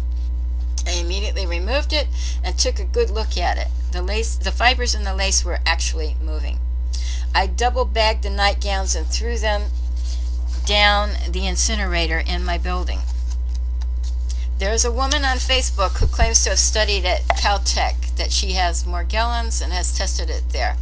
She posted in the following information, and in another post she mentioned that she believes the Peroxidase to be the cure for Morgellons. Her words are a bit colorful, so I have inserted blanks for the offensive words, but you still get the meaning. Quote, chemtrails contain all types of nanoparticles, but basically they contain synthetic DNA, DNA nanotubes, nanotech, which are encapsulated in different types of stealth liposomes. Google those. These are synthetic lipids. Lipids are found naturally in our body, otherwise known as fat, fatty acids, etc. So, the DNA nanotubes, which have a metallic base, are encapsulated in liposomes, which are nano-sized and can be in the gas, liquid, or solid form. The liposome protects the nanotube and allows it to be accepted by the body and not rejected by the immune system. So this makes it an organic substance. Once it hits the body, the liposome breaks down and merges with the real lipids in your body, and the DNA nanotube is released and begins to replicate and merge with your DNA. It grows webs and networks inside of the body, and now you have a non-organic substance which is metallic, base, growing and replicating. The nanotubes are ferroelectric, which means that they feed off internal and external frequencies, and our heartbeat generates enough frequency to keep this blank happy. But as you know, they have bombarded us with so much external blank that there is no escaping it. It's so blank up, kind of too out there to really explain to people. Even the most well-intentioned doctor, scientist who knows about lipids, DNA, etc. cannot detect this blank once it is inside of the body, because it is made of synthetic substances that naturally occur in the body. You can't test for lipids because they are supposed to be there. They have come up with all of this under the guise of medical drug delivery, and that is how they hide it. Billions of dollars in research under this premise, but it's a load of crap. This is what we are being sprayed with, and all of the medical students who did all this research don't even know they helped in this genocide. They really think that they were performing medical research and helping people. It's all in the DARPA line item budgets. So the only way to study this blank is to get it before it enters the body. That is the key, and that is why nobody can find an answer for all the people who are suffering from Morgellons. Once it's in the body, it's undetectable. So that is why I used air samples, which is full of this crap, and studied those at Caltech. In the nanotechnology department, I didn't know blank about nanotech other than biomedical sciences, but I found people who did. Our air is saturated with this stuff, and it doesn't occur naturally in the environment. More saturated when they are dumping chemtrails on top of us, so there is no doubt what is causing this, no doubt at all. We both agree, unquote on her, we both agree from our research that Morgellons appears to be made up of at least, in part, synthetic DNA, and is powered by the bioelectric energy that runs through our own bodies, and that it is very reactive to electromagnetic fields. There are quite a few sufferers out there that went out and bought microscopes, as I did, to document the fibers and all types of strange artifacts. One of the most prolific was Jan Smith, who has passed away, according to some sources. Her website, morgellonsexposed.com, has been removed, and most of her work has been lost to posterity. There are some websites that still carry some of her work and photographs, such as Rents.com, who has documented quite a bit on Morgellons, and I have saved some of her photos as well. There are other valuable websites that have shown extensive research, including lab tests and photographs such as Morgellons Disease Awareness.com, MorgellonsResearchGroup.com, MorgellonsWatch.com, and ArizonaSkywatch.com, which have many of Jan's photos of quantum dots and hexagonal crystalline structures that came out of her own and other people's bodies. Some of these sites are either up and down intermittently, or the powers that be are making it difficult to get to them. General consensus is that Morgellons is not a natural disease and most likely came from a lab or several labs working in isolation from each other. Some of the fibers and materials coming from the bodies of Morgellons sufferers actually have identifying markers on them seen only through a high-powered microscope. These have been detailed by both Skizit and Jan Smith, among others. Jan Smith has a video on YouTube that shows a blinking particulate that actually changes colors of light, definitely not normal in the human body. She also documented fibers under a blacklight microscope flashing at each other like a form of communication, although that one is no longer on YouTube. Many Morgellons sufferers are finding quantum dots coming out of their skin lesions or in biofilm, along with other bizarre artifacts. I'm not sure to whom I should attribute the following information, but I found it somewhere along the way in my research. Quote, quantum dots are tiny man-made crystals. They are so small that you can't see them with a typical microscope. In fact, they're 10,000 times narrower than a human hair. That's incredibly small, but don't let their size fool you. Quantum dots are actually very powerful devices, and it's their size that gives them a unique ability to convert light into nearly any color in the visible spectrum with very high efficiency. Each quantum dot is actually a tiny semiconductor, which means it can convert incoming energy. The electronic characteristics of quantum dots are determined by their size and shape. This means that we can control the color of light given off by a quantum dot just by changing its size. Bigger dots emit longer wavelengths, like red, while smaller dots emit shorter wavelengths, like green. Think of a guitar string. When a guitar string is shortened, it produces a higher pitch, and when it is lengthened, it creates a lower pitch. The tune of a quantum dot, the wavelength of the light it emits, behaves in a similar way. Unquote. Many are also finding strange metallic hexagons coming out of their skin. Black goo, black oil, and programmable matter have been portrayed in a lot of movies, television shows like The X-Files, and even in commercials such as Lady Gaga's 5-minute film to promote her black fragrance called Fame, and completely satanic. Reference videos by Nicholson 1968 for more information on it. The information is now extensive. Nicholson also has a very good video on Morgellons that is well worth watching, titled The Battle for the Real Temple of God. Using my pocket microscope, I was able to film a strange black oily substance that came out of my skin when my wrist was accidentally pinched between magnets in a bracelet I was wearing. The skin broke and the black substance oozed out of the surface area of my skin.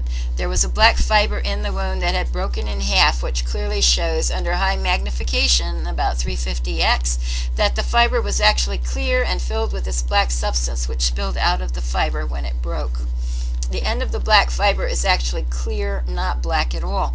Many other Morgellons sufferers have experienced black sweat oozing out of their pores. This black goo seems to be associated with masses of black fibers. I had the opportunity to present these two of the photos to Dr. Garth Nicholson on his Facebook page, where I asked, quote, Dr. Nicholson, have you ever seen anything like this in your research? This fiber came out of my wrist and was accidentally pinched in half. You can see that it was actually a clear fiber filled with something black that I believe could possibly be mycoplasma, unquote.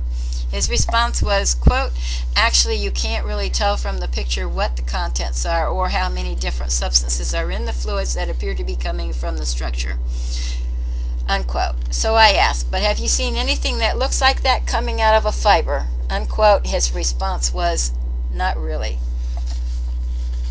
Another sufferer then asked, quote, Dr. Garth Nicholson, can you help us perhaps at all by researching some samples of our skin lesions, hair, etc.? I know that's a lot to ask, but there are so many suffering unbearably and spending everything they have only to stay sick, some committing suicide, unquote. His response was, quote, "Unfortunately, we can only test within an approved clinical trial at our institute. The IMM is a nonprofit research organization. It is not a clinic or practice. We can only see patients who are part of one of our clinical trials, and we do not have an open trial in this subject area." And he signed it, Professor Emeritus Garth Nicholson, PhD, MDH. This was in December 2016. However, in May of 2012, Dr. Nicholson sent this message, which Crystal River posted on the Limebusters chat board. Quote, "Although there are bacterial elements to Morgellons disease, it is certainly more complex than Lyme disease or mycoplasma, usually a co-infection in Lyme. Morgellons appears to have unusual elements of parasites and perhaps even insect elements. The fibers of some Morgellons patients have characteristics of chitin and insect material. Although the microorganisms involved have not yet been identified, I believe that Morgellons will ultimately be found to contain a complex array of different microorganisms. For example, Lyme disease is a complex mix of co-infections that include Borrelia, Mycoplasma, Babesia, Bartonella, Ehrlichia, etc. One of the Morgellons co-infections is likely to be Mycoplasma, in particular Mycoplasma fermentans, because Morgellons patients often have this co-infection, but that is far from the whole story. As other elements are discovered and confirmed, a rational approach for tradition, with my double vision, I have trouble reading. Start that again. As other elements are discovered and confirmed, a more rational approach for treatment will evolve. I have attached some general information on preventing transmission, etc. Signed, Professor Garth Nicholson," unquote. And he also still has a link to this document on his website. Notes on Morgellons syndrome disease.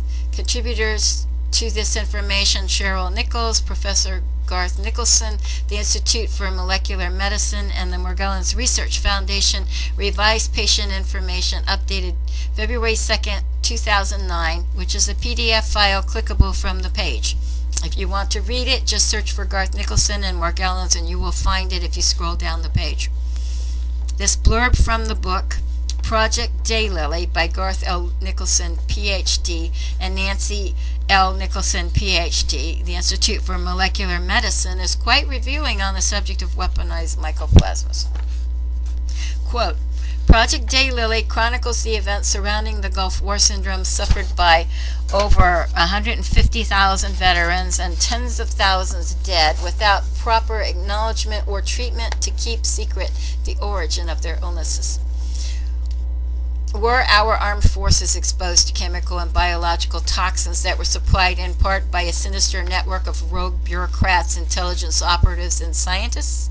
This is the story of how one of these biological agents was found by 2 American scientists as part of a massive testing program, and how various academic and government employees did everything in their power to keep this information secret. Project Daylily is based on a true story. The authors wrote Project Daylily in order to shed light on a crisis facing our country and the world. A fictional format was used to maximize dramatic content. The events described are true, and the scientific principles discussed in the book have been documented in the author's publications, reports, and sworn testimony to presidential commissions and committees of the U.S. Congress. Project Daylily is dedicated to the memory of Dr. Fred Conrad, Colonel, U.S. Air Force retired, and 5 other academic colleagues who died under mysterious circumstances while investigating aspects of the alleged illegal testing of biological weapons in Texas hospitals, nursing homes, and prisons. This book is also dedicated to the men and women of our armed services and their family members who were put in harm's way and were never properly warned about the dangers of biological weapons, and to the Texas Department of Criminal Justice personnel and its prisoners, and to the people of the great state of Texas who were betrayed and lost their health and loved ones to a vicious agenda in the name of national security." Unquote. Harold Kautzvella has lectured extensively on the black goo phenomenon and has co-authored a book with Kara St. Louis titled Dangerous Imagination, Silent Assimilation.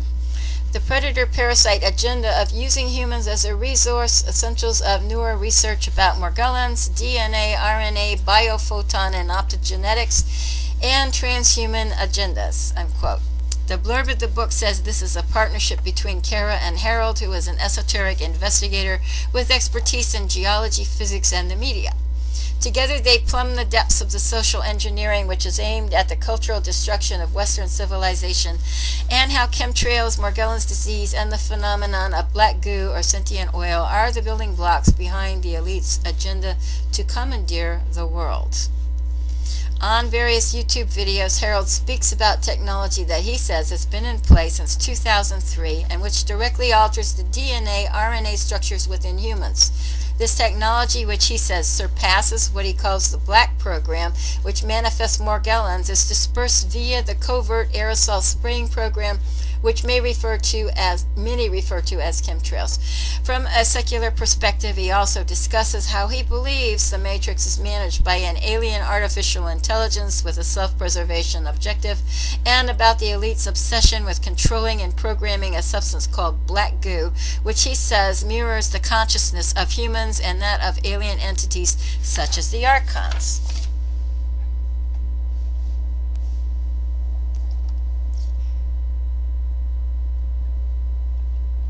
I have seen videos and articles about the black cobblestone in Mecca claiming that it was stolen and missing for 21 years.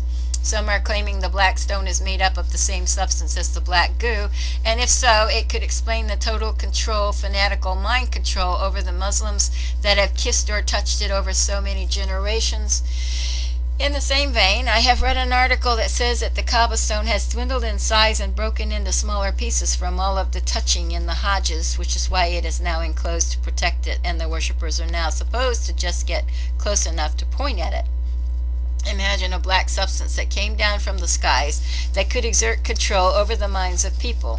It is now being said that the same substance may have been found in the Falkland Islands, that the Falkland Islands War was not fought over land but over a deposit of this black goo substance.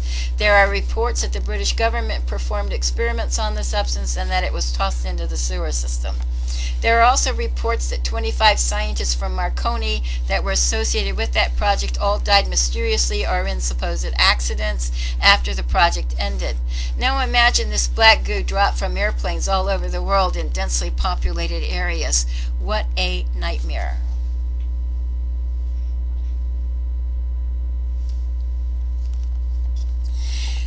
There are forces in the world that hate humanity and which are looking to, quote, master the human domain, as written on the original Jade Helm patch, and they will do anything to bring humanity under their full subjection and dominion. They do not want us to think for ourselves or obey the higher authority of God, and they deny our Savior Jesus Christ, the Son of God. Their God is Lucifer, the prince of the power of the air. He controls through his followers and puppets the airwaves, everything in the lower heaven, and most if not all of the technology used therein. Sunlight and vitamin D are essential to life, so these forces have devised a plan to block that life-giving energy through geoengineering while brainwashing most of humanity to believe that the sun is our enemy and that blocking it is good for our health. In actuality, they are killing the forest, our food supply, animal life, and humanity.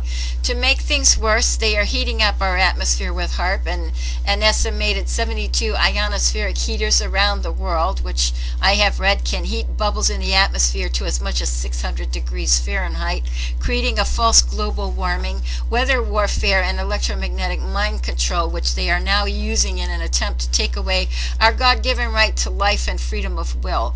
For more information on HAARP, there is a very informative book titled Angels Don't Play This HAARP by Dr. Nick Begich and Jean Manning.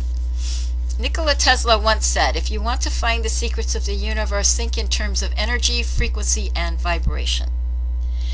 In regard to the hum many people are hearing, we live in a world that consists of both natural and supernatural elements. Based upon my personal experience with the hum, I have come to believe that it is a multidimensional phenomenon. We who hear it and other equally strange noises are hearing sounds from both the natural world and the supernatural realms that are normally beyond the range of human hearing. It has been estimated that as many as 1 in every 5 people are hearing sounds they don't comprehend, and many are asking questions. I am one of those people. Countless people around the world have reported hearing noises and feeling vibrations that none of the authorities seem to be able to explain, or they just don't want us to be aware of what the cause is, depending on their own level of understanding. Due to its haunting and pervasive qualities, people have begun to call it the hum. The hum has been reported in the news for many years, with as many as 2 to 10% of people in whole towns claiming they have been victimized by it. In an article by Jared Keller, published on Policy Mike, titled "A Mysterious Sound is Driving People Insane, and Nobody Knows What's Causing It," Jared describes the sounds people are hearing.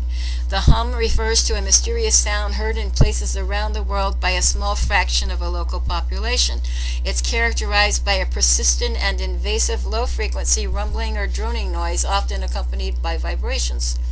While reports of unidentified humming sounds pop up in scientific literature dating back to the 1830s, modern manifestations of the contemporary hum have been widely reported by national media in the United Kingdom, the United States, and Australia since the early 1970s. Regional experiences of the phenomenon vary, and the hum is often prefixed with the region where the problem centers, like the Windsor hum in Ontario, Canada, the Taos hum in New Mexico, or the Auckland hum for Auckland, New Zealand. Somewhere between 2 and 10% of people can hear the hum, and inside isolation is no escape. Most sufferers find the noise to be more disturbing indoors and at night. Much to their dismay, the source of the mysterious humming is virtually untraceable. While the uneven experience of the hum in local populations had led some researchers to dismiss it as a mass delusion, the nuisance and pain associated with the phenomenon make delusion a dissatisfying hypothesis. Now follow me down the rabbit hole into a hidden world of evil causes and effects. Remember Through the Looking Glass in Alice in Wonderland? One pill makes you larger and one pill makes you small. Take the red pill or the blue pill. Vote Democrat or Republican. Everything is two-sided to make us believe we have choices and control when we really live in a matrix designed by the god, little g, of this world, Lucifer, and which we are not to be a part of, this world, until Christ returns. The hard part is discerning the truth when it is presented. Even Lucifer gives some truth, but twists it to meet his ends and distract us away from God and Jesus. People have been blinded by this temporary god of this world to the point where ignorance is bliss. Bliss comes from blindness and keeps you from knowing and understanding the truth of the danger we are all in, and true faith in the one true God and his Son, Jesus Christ. It is a device of Lucifer, as is luck, which is the opposite of faith and is derived from Lucifer. People may believe it is better to be ignorant of the truth, but it is blindness caused by Lucifer. The Bible says, quote, "In whom the God of this world hath blinded the minds of them which believe not, lest the light of the glorious gospel of Christ, who is the image of God, should shine unto them," unquote. 2 Corinthians 4:4, King James Version.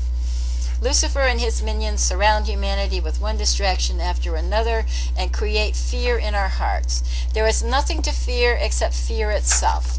Be in the world, but not a part of it.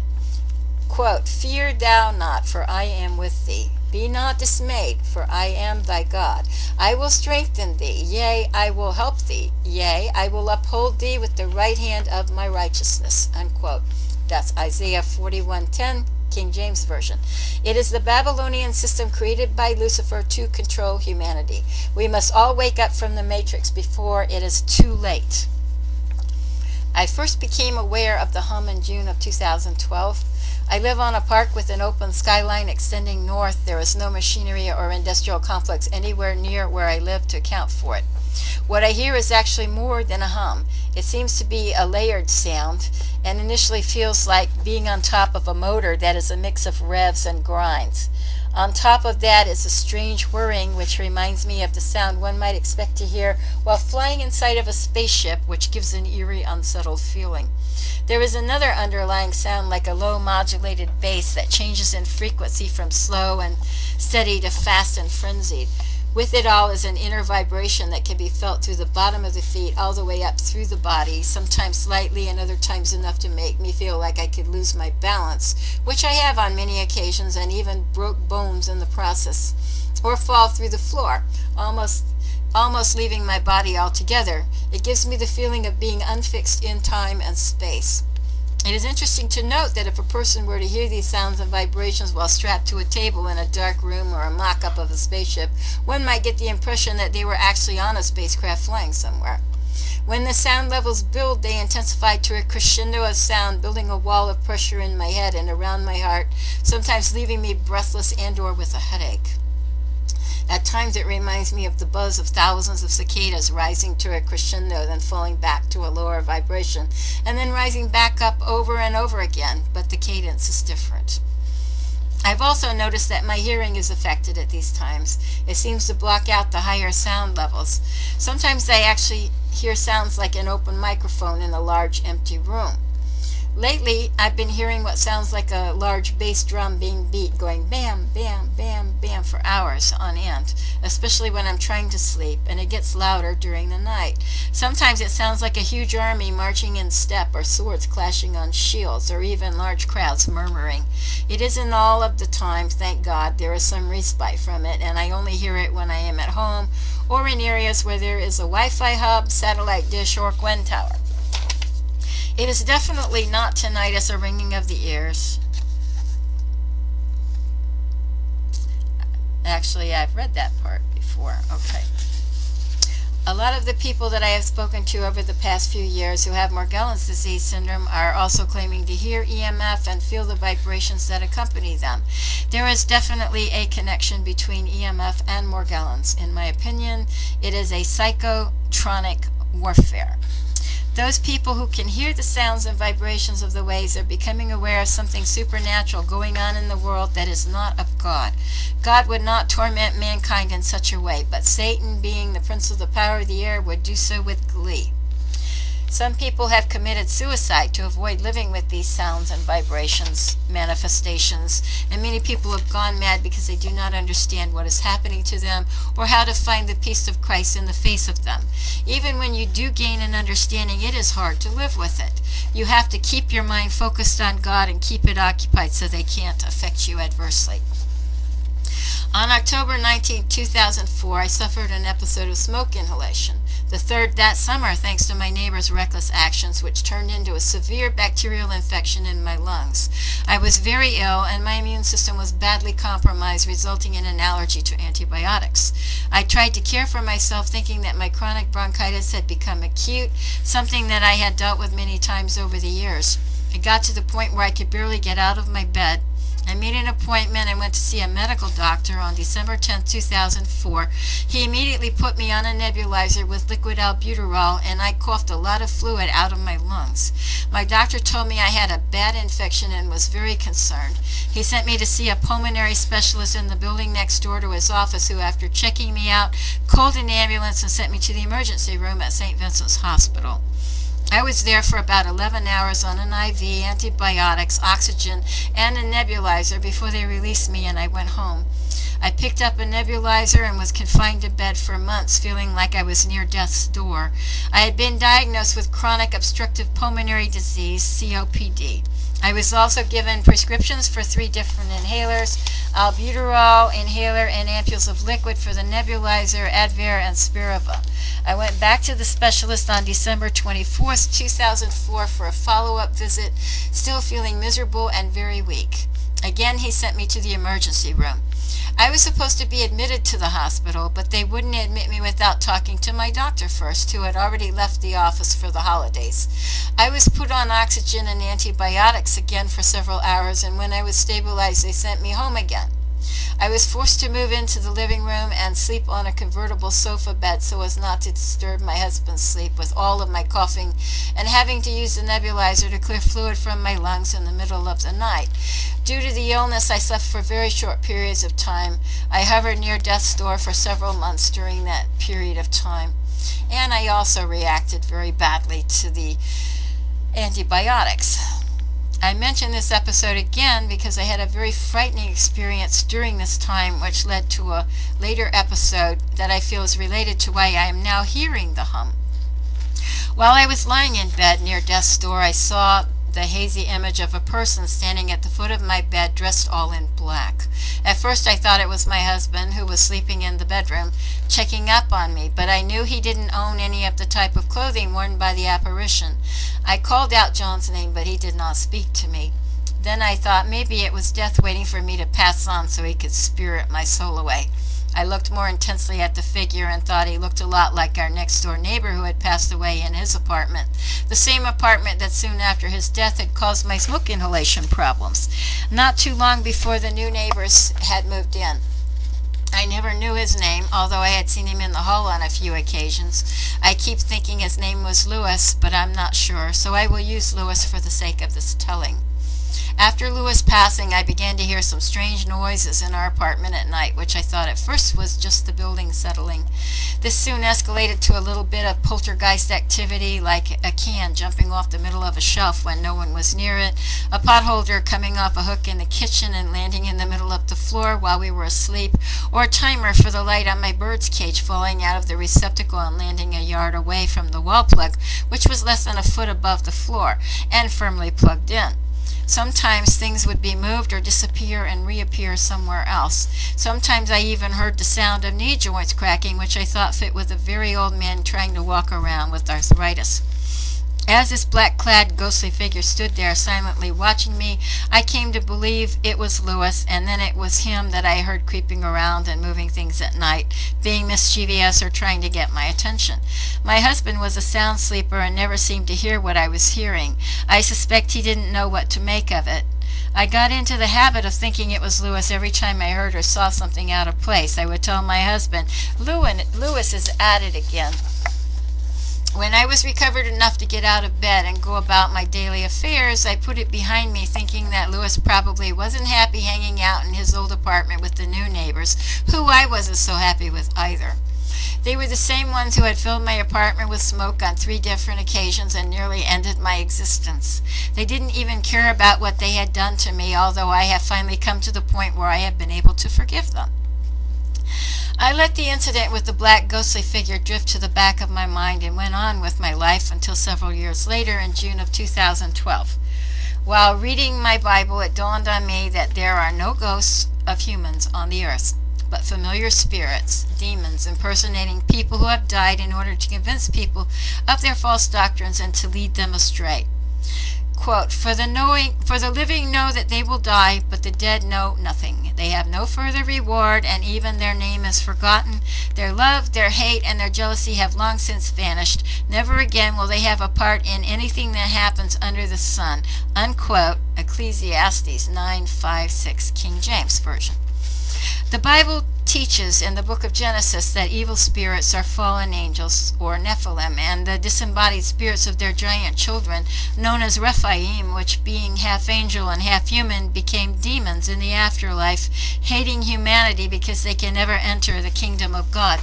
They purposely set out to defile the DNA of humanity, animals, and plants in an effort to ruin God's creation and the bloodline that would lead to the birth of God's Son, Jesus Christ, and the redemption of man from his fallen state, brought about by the serpent in the Garden of Eden. This resulted in the judgment of God and the worldwide flood, which killed everything on the earth except for Noah and his family and the animals on the ark. Satan delights in deceiving people into believing that there are alternatives to life everlasting other than heaven and hell, such as pretending to be aliens from outer space, promising life without God through genetic DNA manipulation, cloning or transhuman technologies, or impersonating loved ones or other people who have passed away with so-called unfinished business on earth. He and his evil followers work hard to make people complacent about life after death and their rightful place in God's eternal plan for us. In researching the Bible, it suddenly became clear to me that while there are clearly spirit beings, both good and evil, there are no human spirits that can haunt the living. Satan and his demons are able to tap into the spiritual Akashic record and impersonate anyone they want to.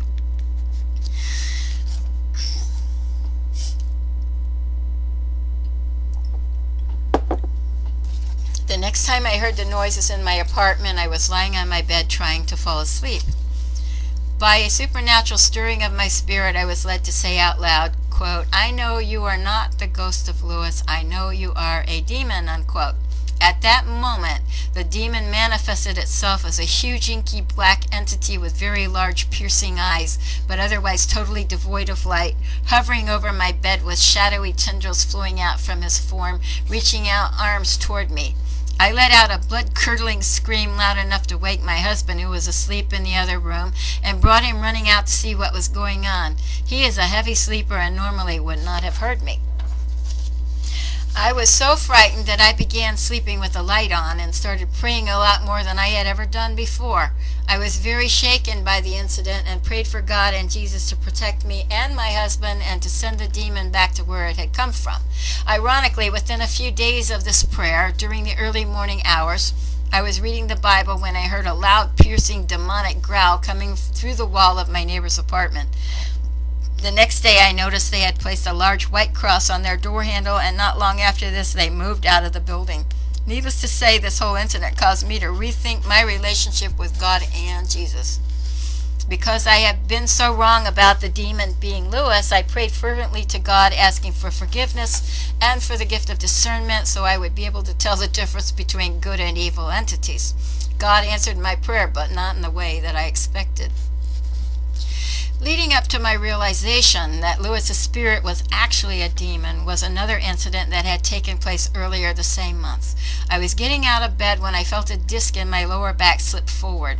I got out of bed with a great deal of difficulty and barely made my way to the bedroom closet where I had a pair of crutches from an earlier event when I had arthroscopic surgery on my left knee.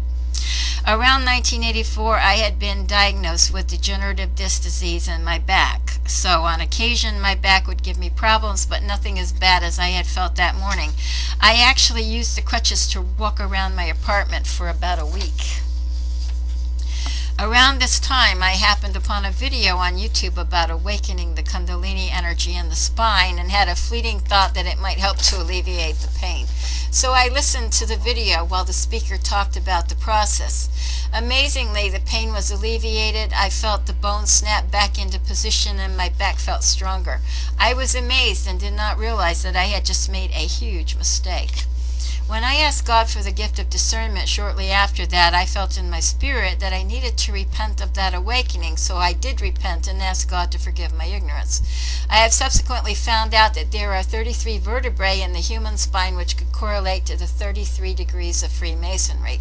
Kundalini is a serpent energy or power said to reside coiled around the base of the human spine and to travel upward through the spinal cord and the chakras or energy centers to the crown of the head, supposedly releasing that energy.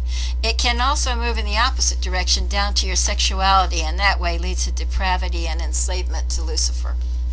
Some people are under the mistaken belief that Morgellons symptoms represent Kundalini ascension because the sounds and the vibrations, but it is a false belief. I had Morgellons way before I listened to that video, and Kundalini does not cause disease in the body. It is supposed to clear it.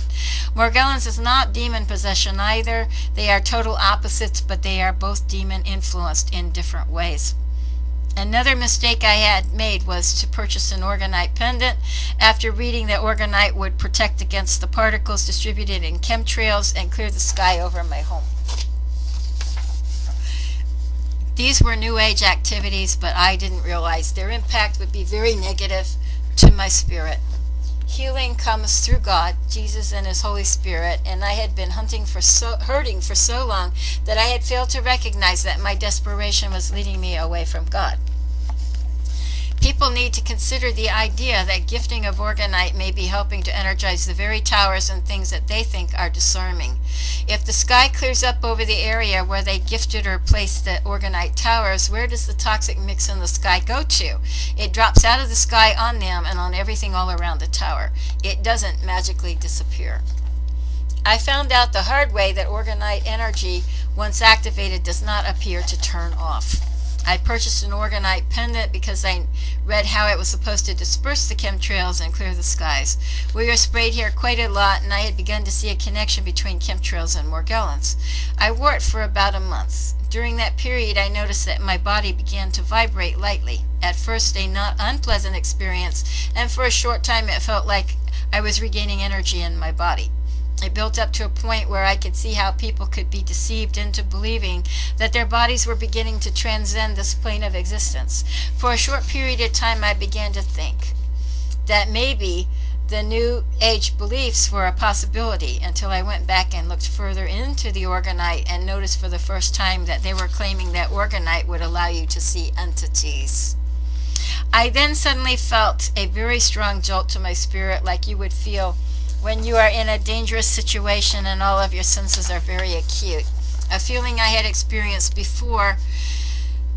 I realized that none of these teachings reference Jesus Christ as the Son of God who died for our sins. It made me very frightened that, out of curiosity, I had been listening to some of the New Age videos on YouTube about the coming of alien beings and the Intergalactic Federation of Light, which I normally would not have done. I was shocked when I heard that it was not important to worship Jesus, that he was just one of them aboard their ship above the earth. Those videos invariably have a hypnotic quality to them. It was also very alarming when the sensation of vibrations began to increase to the point where I felt that I was disassociating from my body. I could feel them through the floor of our apartment. My body physically began to shake while I was standing in line one day at the post office. I knew it wasn't my imagination because my hands were shaking and I could not stop them from doing so. People standing in line near me noticed the shaking. I could see them staring at my hands. The funny thing is that I didn't hear any sounds up to that point, just felt the vibrations. When I got home, I took off the Orgonite pendant and threw it away.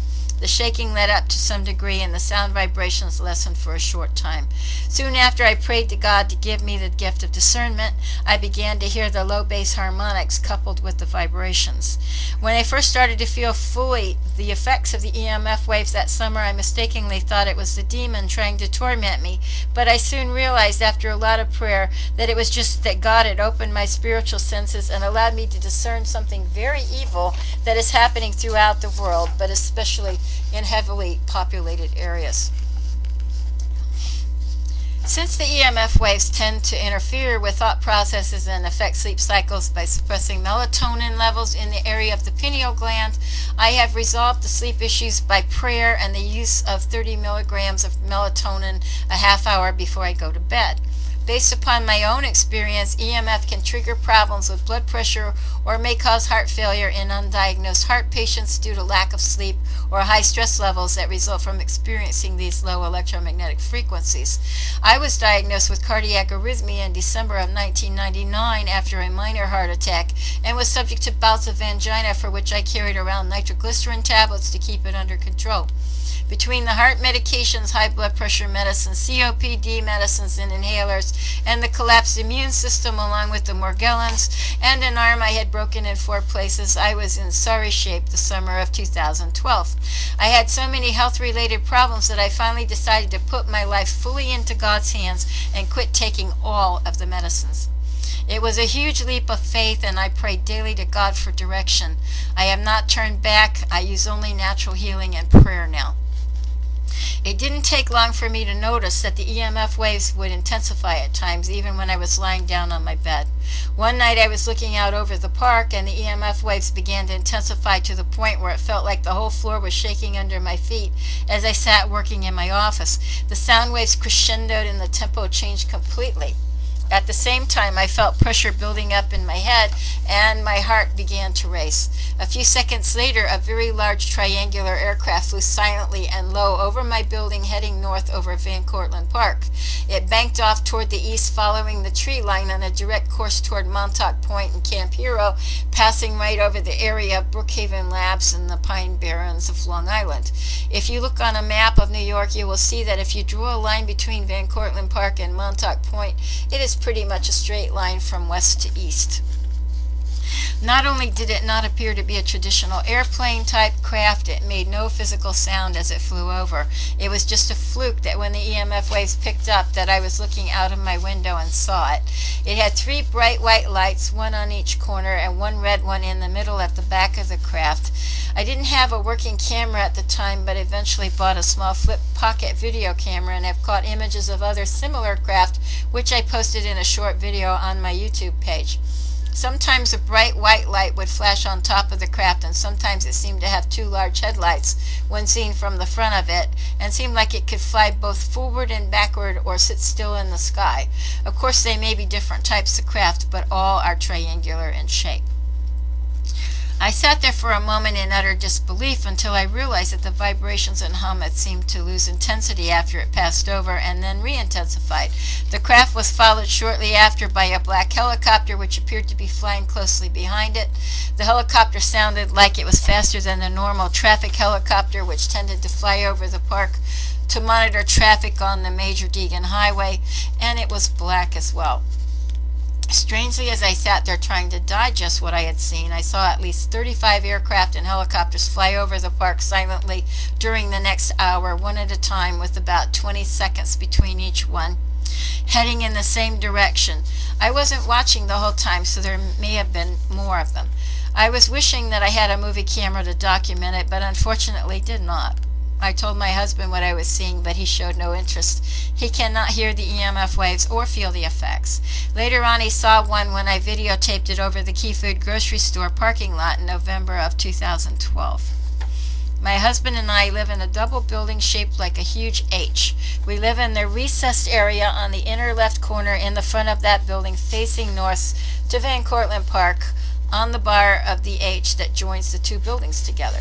It is a brick and stone building with concrete walls and ceilings. Its foundation is constructed with steel girders and rebar. There is a huge satellite dish about 12 feet in diameter on the roof, 4 floors over us. Our living room wall is directly under one edge of the satellite dish. Our apartment was also wired for satellite when we once had direct TV, and we switched back to cable, but those wires are still throughout our apartment, and now Verizon has placed wiring in the wall outside where I sleep. We are wired for sound. I bought an electromagnetic radiation detector and went around my apartment checking everything electronic and found that I only picked up the electromagnetic waves by my computer and the one phone base by my bed. Not the phone itself, but the base wired to the wall for recharging it. Also, it's right next to where Verizon put in their new wiring. Ironically, we have 4 of these, and only the one next to my bed emanates electromagnetic energy. I changed to a different base and still got the same readings. I have concluded that they are coming from the wiring in that area of the apartment, which was right next to where Verizon came into our building and dug a channel in the hall wall to put in their FiOS wiring. We have cable vision, but nothing is coming from either television, both smart TVs, or from the cable box. The computer and wireless connections both have high readings, but my husband's tablet picks up nothing. I have become convinced that I have a bioelectric field has increased, that the bioelectric field has increased because when I point at myself, there are strong readings that just keep fluctuating, but nothing where I pointed at my husband. I firmly believe that the source of the sound and vibrations is demonic, even though the machines involved may be man-made and operated.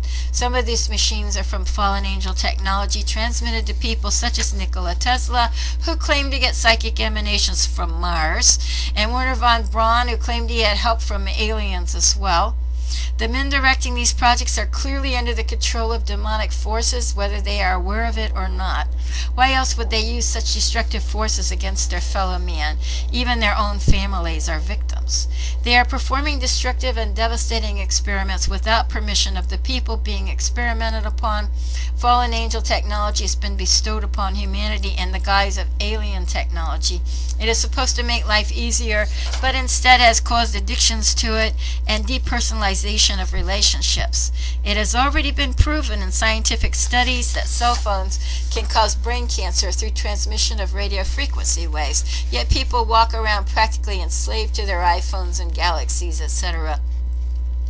I know about depersonalization from other things that have happened in my life, so I stay away from the traps of addiction to anything. I walked through the dark night of the soul and survived it. When I was a child, I felt trapped in a violent, unloved world. My stepfather was an alcoholic wife-beater and a child abuser. I was beat so hard and screamed so loud that on one occasion neighbors actually came over to our house and tried to intervene. My stepfather threatened them for interfering and they went away. I once saw him punch my mother in the stomach when she was pregnant with my sister. As a result of the brutality of my stepfather, I began searching for a means of escape. My first attempt was to run away from home. I needed to get away from there for my health and sanity. The police caught me about 10 miles down the road and took me right back home. My mother was forced to work at 2 jobs because my stepfather drank up his paychecks. Being the oldest, I was left with the duties of caring for my brothers and sisters, as well as doing most of the household chores, cooking, and taking care of my siblings. On top of that, I still had to go to school, do homework, and held down an after-school job taking care of 5 girls for a neighbor, feeding them dinner, giving them baths, and doing laundry for extra money. My stepfather took that money away from me and drank it up too. I was so tired all the time that I kept falling asleep at school. When I reached the age of 13, I gave up trying to run away and took some of my mother's sleeping pills, which I had stumbled across while cleaning their room. Subconsciously, I didn't really want to die, but I needed them to understand the pain I was in so they would take off some of the pressure. It wasn't the smartest thing I ever did, but I was suffering from nervous exhaustion and on the edge of a breakdown. I could not handle all of the responsibility they had laid upon me. My mother rushed me to the hospital, praying for me to live. Until this moment, I had very little concept of God. While in the Naval Hospital Intensive Care Unit, I was unconscious for more than 12 hours and actually died. My heart stopped beating for 3 minutes. During this time, I have a very clear memory of watching the doctor and nurses trying to start my heart beating again. I suddenly realized that my spirit had dissociated from my body and was floating above the scene, observing their efforts. Suddenly, I was back in my body and the vision was gone. Just before they succeeded in bringing life back into my body, I remember a feeling of extreme peace and then of resistance. I did not want to return to the physical shell that housed my being, but the hand of God intervened and gave me another chance to fulfill the destiny that He had in mind for my life. At that time, I made a promise to God that I would never attempt suicide again, and I never did. I walked out of that hospital with the knowledge that life after death was real, and this is where I began my long search for the God and the truth. For God and the truth. This was one of my many near-death experiences, and each one left an impact on my life. Right after that, I became interested in writing and felt driven to write about my life. Writing was cathartic for me. It always has been. Interestingly, right after that experience, I started dreaming about flying, another way of escaping, but did not fully realize that I was leaving my body in my sleep. I went through a lot of traumatic experiences while still living with my family. Too much to mention here, but suffices to say, I ended up out on my own when I was 14, suffered a bad marriage at 16, and took a bus to New York City when I was 17 with only $10 in my pocket and very little else. On a beautiful summer morning in 1969, I had an experience that plunged me into spiritual darkness for some time. I found a very old man dressed in rags lying on the sidewalk, moaning piteously. He had a huge gash on his forehead and was bleeding profusely. I tried to get help for him, but no one would help me. I couldn't even get an ambulance to come because I didn't have the money to pay for it. He died with his head cradled in my lap. I didn't even know his name. He was just a destitute old wino that no one seemed to care about. Money was more important than a man's life. A hard lesson learned. I sat there holding his lifeless body, crying sad tears and wondering why it had to be this way. Then I got angry. Angry at the heartlessness I had seen, angry about the pitiful death of this poor old man, and angry about my helplessness to do anything about it. My heart was breaking, and I even began to question the existence of God. The darkness encompassed me and took many years to disperse. After that experience, I started reading and studying different religions and philosophies, narrowly avoiding the Church of Scientology, the Moonies, the Hare Krishnas, visited a yogi with a friend who was heavily into yoga, and many others. These were all snares of the human soul, tempting, but somehow, by the grace of God, I avoided getting fully ensnared. During the dark days of my soul, I also read the Urantia book, the Pistis Sophia, the Egyptian Book of the Dead, the Akankar, and many others. Due to memories of my experience being out of body when I was 13, I began to explore soul traveling as taught in the Book of Akankar. I never joined the cult, but I did study the book. I I found the subject quite fascinating and found myself out of body on numerous occasions. I even had an experience where I turned up at a friend's door in my spirit body and somehow rang the bell. He came to the door with a look of surprise on his face and took a good hard look at my ghostly apparition before I faded away back to my body. I thought it was a dream until he told me that he saw me and it had frightened him. He thought I was dead. Soon I began having all kinds of strange things happening to me, but I did not yet realize that my spiritual life was in jeopardy.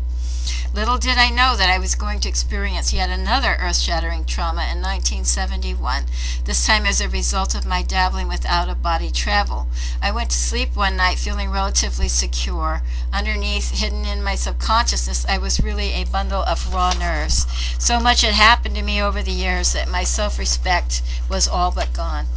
As I sank down into a deep, exhausted sleep, my consciousness level shifted. I drifted out of my body unexpectedly. There was a strong breeze billowing behind the curtains in the window, which was always closed and locked at night due to being right off the sidewalk in New York City. It gave me the same type of feeling that you get when you watch an old horror film just before the spirits of the dead make their appearance during a seance and the doors would blow open.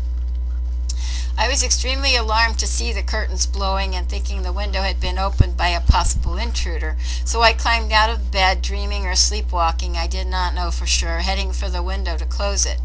The apartment was very small and I could see all the way through, but no one was there that I could see. As I did this, I suddenly realized it was very dark, and I remember wondering how I could see anything without turning on the light. Being very nearsighted, I was surprised to see anything clearly without my glasses. Arriving at the window, I reached out to pull it closed, only to discover that the glass seemed to be gone. My hand had passed through the glass as if it wasn't there. Totally confused, I reached for the phone to call for help, but I was unable to lift the receiver. I had a passing thought that I might be hallucinating, but quickly dismissed it as I headed for the door with the intention of awakening the building super. I passed through the door as if it wasn't there. It was frightening and my hackles were raised. I looked up and down the hallway only to find that all of the doors and windows had seemed to vanish. There was a gale-force wind blowing through the entire building, making the corridors difficult to traverse. I could not feel the ground below my feet and flew from one apartment to the other, desperately looking for help, to no avail. I couldn't find a single blessed soul anywhere. I felt kind of like waking up to find that you're the last person left on the earth with no knowledge of how it happened. Suddenly, I sensed an overwhelmingly evil presence chasing after me, and fear went through me like a huge jolt of electricity.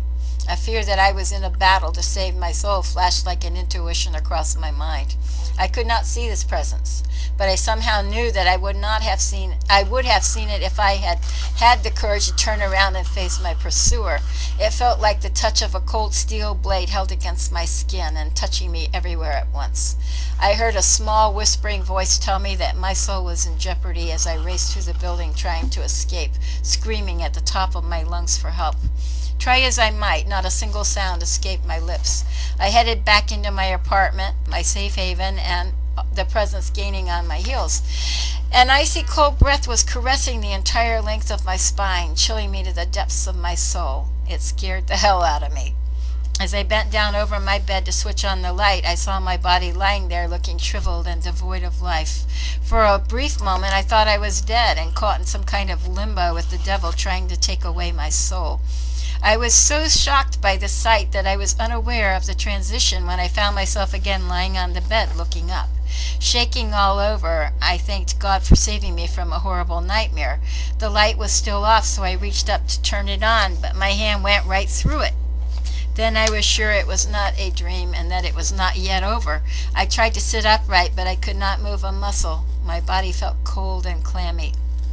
In my fear, I called out loud to God, praying with every fiber of my being for this nightmare to be over.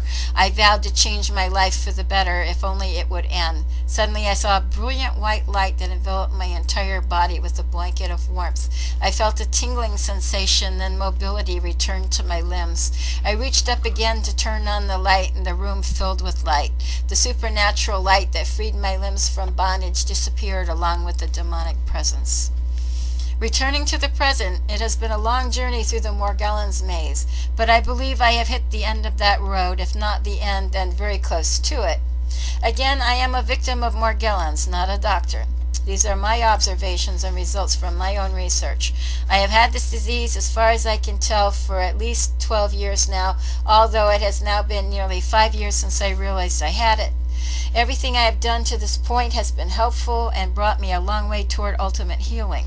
Since November of 2015, when I started on GCMAF yogurt, it has helped me to rebuild my immune system, cleanse the buildup in my colon, and made me more regular after many years of gut problems. I used it for 6 months with excellent results. Then I switched for a while, for monetary reasons, to making Bulgarian yogurt and supplementing with symbiotics colostrum with lactoferrin. When I do that, I also use Pearl's Immune with lactoferrin, and together these seem to have a similar effect as the GCMAF yogurt, while costing a lot less. And I take at least 10,000 units of vitamin D3. I do switch off and on back to the GCMAF yogurt as I can afford to, because I seem to do much better with it. My own hair, which was completely clear and smooth like fiber optic cable, has begun to grow back normally, and the pigment has returned to it. My fingernails are now growing strong, and there are no more fibers embedded in them. I seem to have become more resistant to the chemtrail residues, which are still being sprayed all over my neighborhood on an almost daily basis. After much research, I added cat's claw liquid extract, Usnea liquid extract, astragalus liquid extract, serapeptase, and lipid replacement therapy to my daily regimen.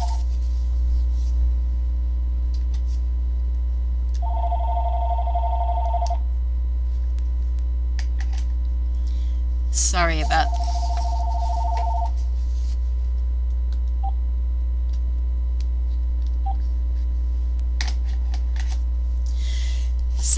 that phone ringing. Where was I? Okay.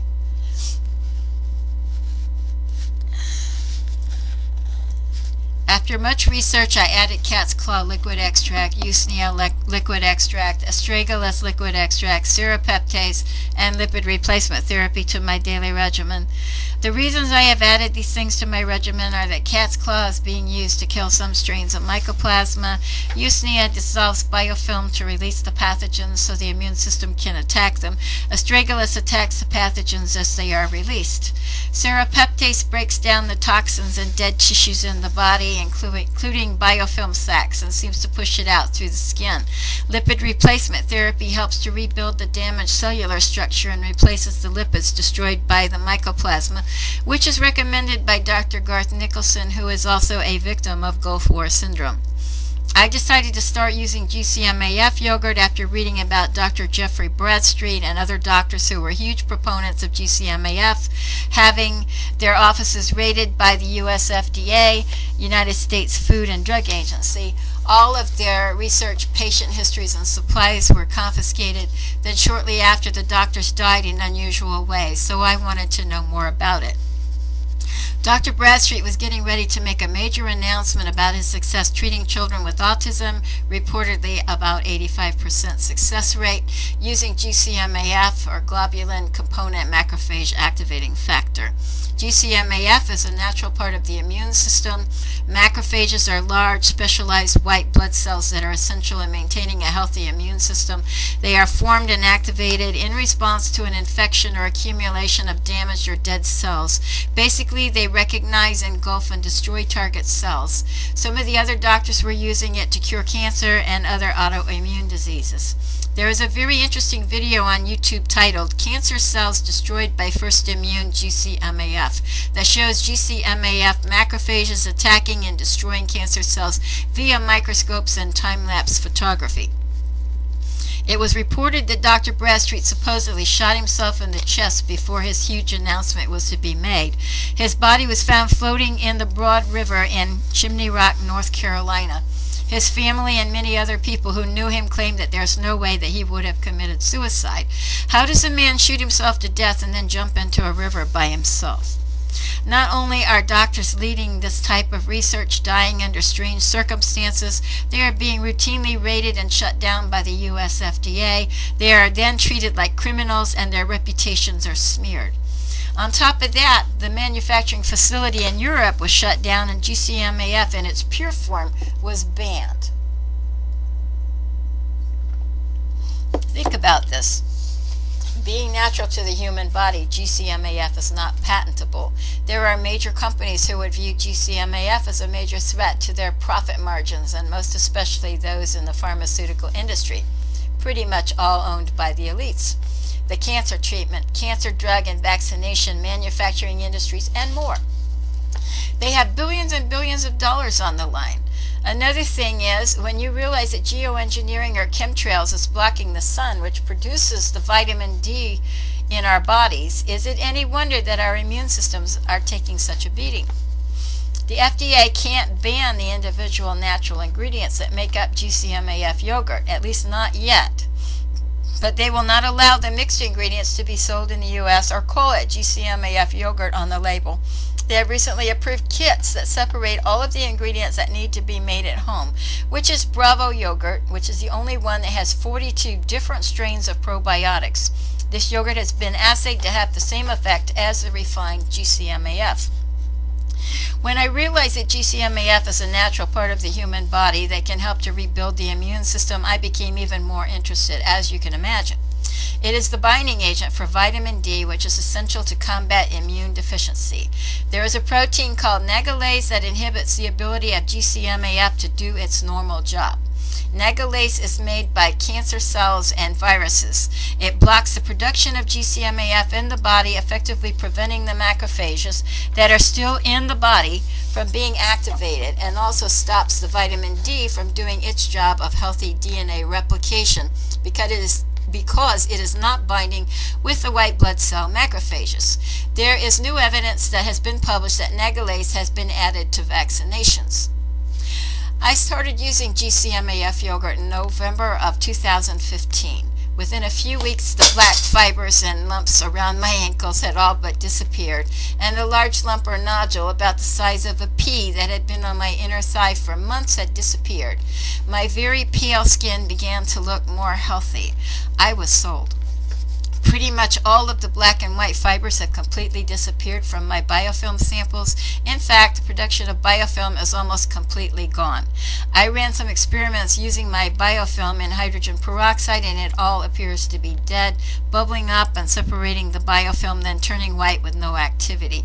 I used it because other people have been reporting explosive growth of fibers under the use of hydrogen peroxide. Our skin is the largest illuminating organ in our body. The debris created by Morgellons and the pathogenic biofilm exits through the skin. When the biofilm dries up and exits, it feels like hard shards or forms hard nodules, which are seemingly fiber incubators underneath the skin that need to be broken down. My friend Candy Nelson took some amazing photos of nodules that came out of her skin, and even one underneath the scab that, when left alone for a time, a mass of white fibers actually grew out of it. It creates pressure on the skin from the inside and protrudes high enough above the surface of the skin that it can be seen. Another friend, Sherry O'Shea, also takes unusual photos. The one that intrigues me the most is of a fiber that appears to be full of fluid and belled out in the middle of the fiber. Another looks like a strange-looking demonic eye. And I have another one now that shows fibers growing underneath her scab when she removed it from a lesion. This protocol has given my body a fighting chance against the daily onslaught of Morgellons and reduced and/or removed the majority of my symptoms. It is a long, slow process to eliminate the matrix that the Morgellons pathogens create underneath the skin, and for a time it can cause a Herxheimer effect, making you feel worse before you feel better. More is not better. Slow and easy wins the race. Patience is needed. It is an ongoing process because the attack is still going on. The environment is filled with the causatives and fibers, and they will try to reestablish in your body if you let your guard down. Once you have Morgellons, your life will be changed forever. There is more to my protocol, including what I use and or have used to treat my hair, eyes, sinuses, ears, and skin, along with some of my research as to why I used and or use them on my Facebook page under notes. The only other thing is that all true healing comes from God. It is He who has directed me to find the natural way to bring the Morgellons that I've been fighting for years under control. I pray that all of those who hear this will open yourselves up to God's Holy Spirit and let His Holy Spirit guide you to healing. We each heal in our own way, and we each have different components of the disease. We do not all suffer the same co-infections or pathogens, but we do all have the synthetic DNA fibers in our systems. Don't lose hope. There are things you can do to fight it. In summary, my research has brought me to the conclusion that we who have Morgellons are all infected with weaponized mycoplasma that destroys the cells and immune system, along with Nagalase, which suppresses the macrophages that fight disease in the human body. Nagalase has been found in a lot of vaccines, along with trace amounts of mycoplasma. On top of that, we are ingesting foods that have been genetically altered, sprayed with chemtrails proven to contain a variety of DNA-changing components, including insect vectors, cyanobacteria, synthetic DNA, and heavy metals, and more. And we live in an electromagnetic prison that activates these things in our bodies, producing all types of strange artifacts, fibers, pulsing lights, black goos, and more.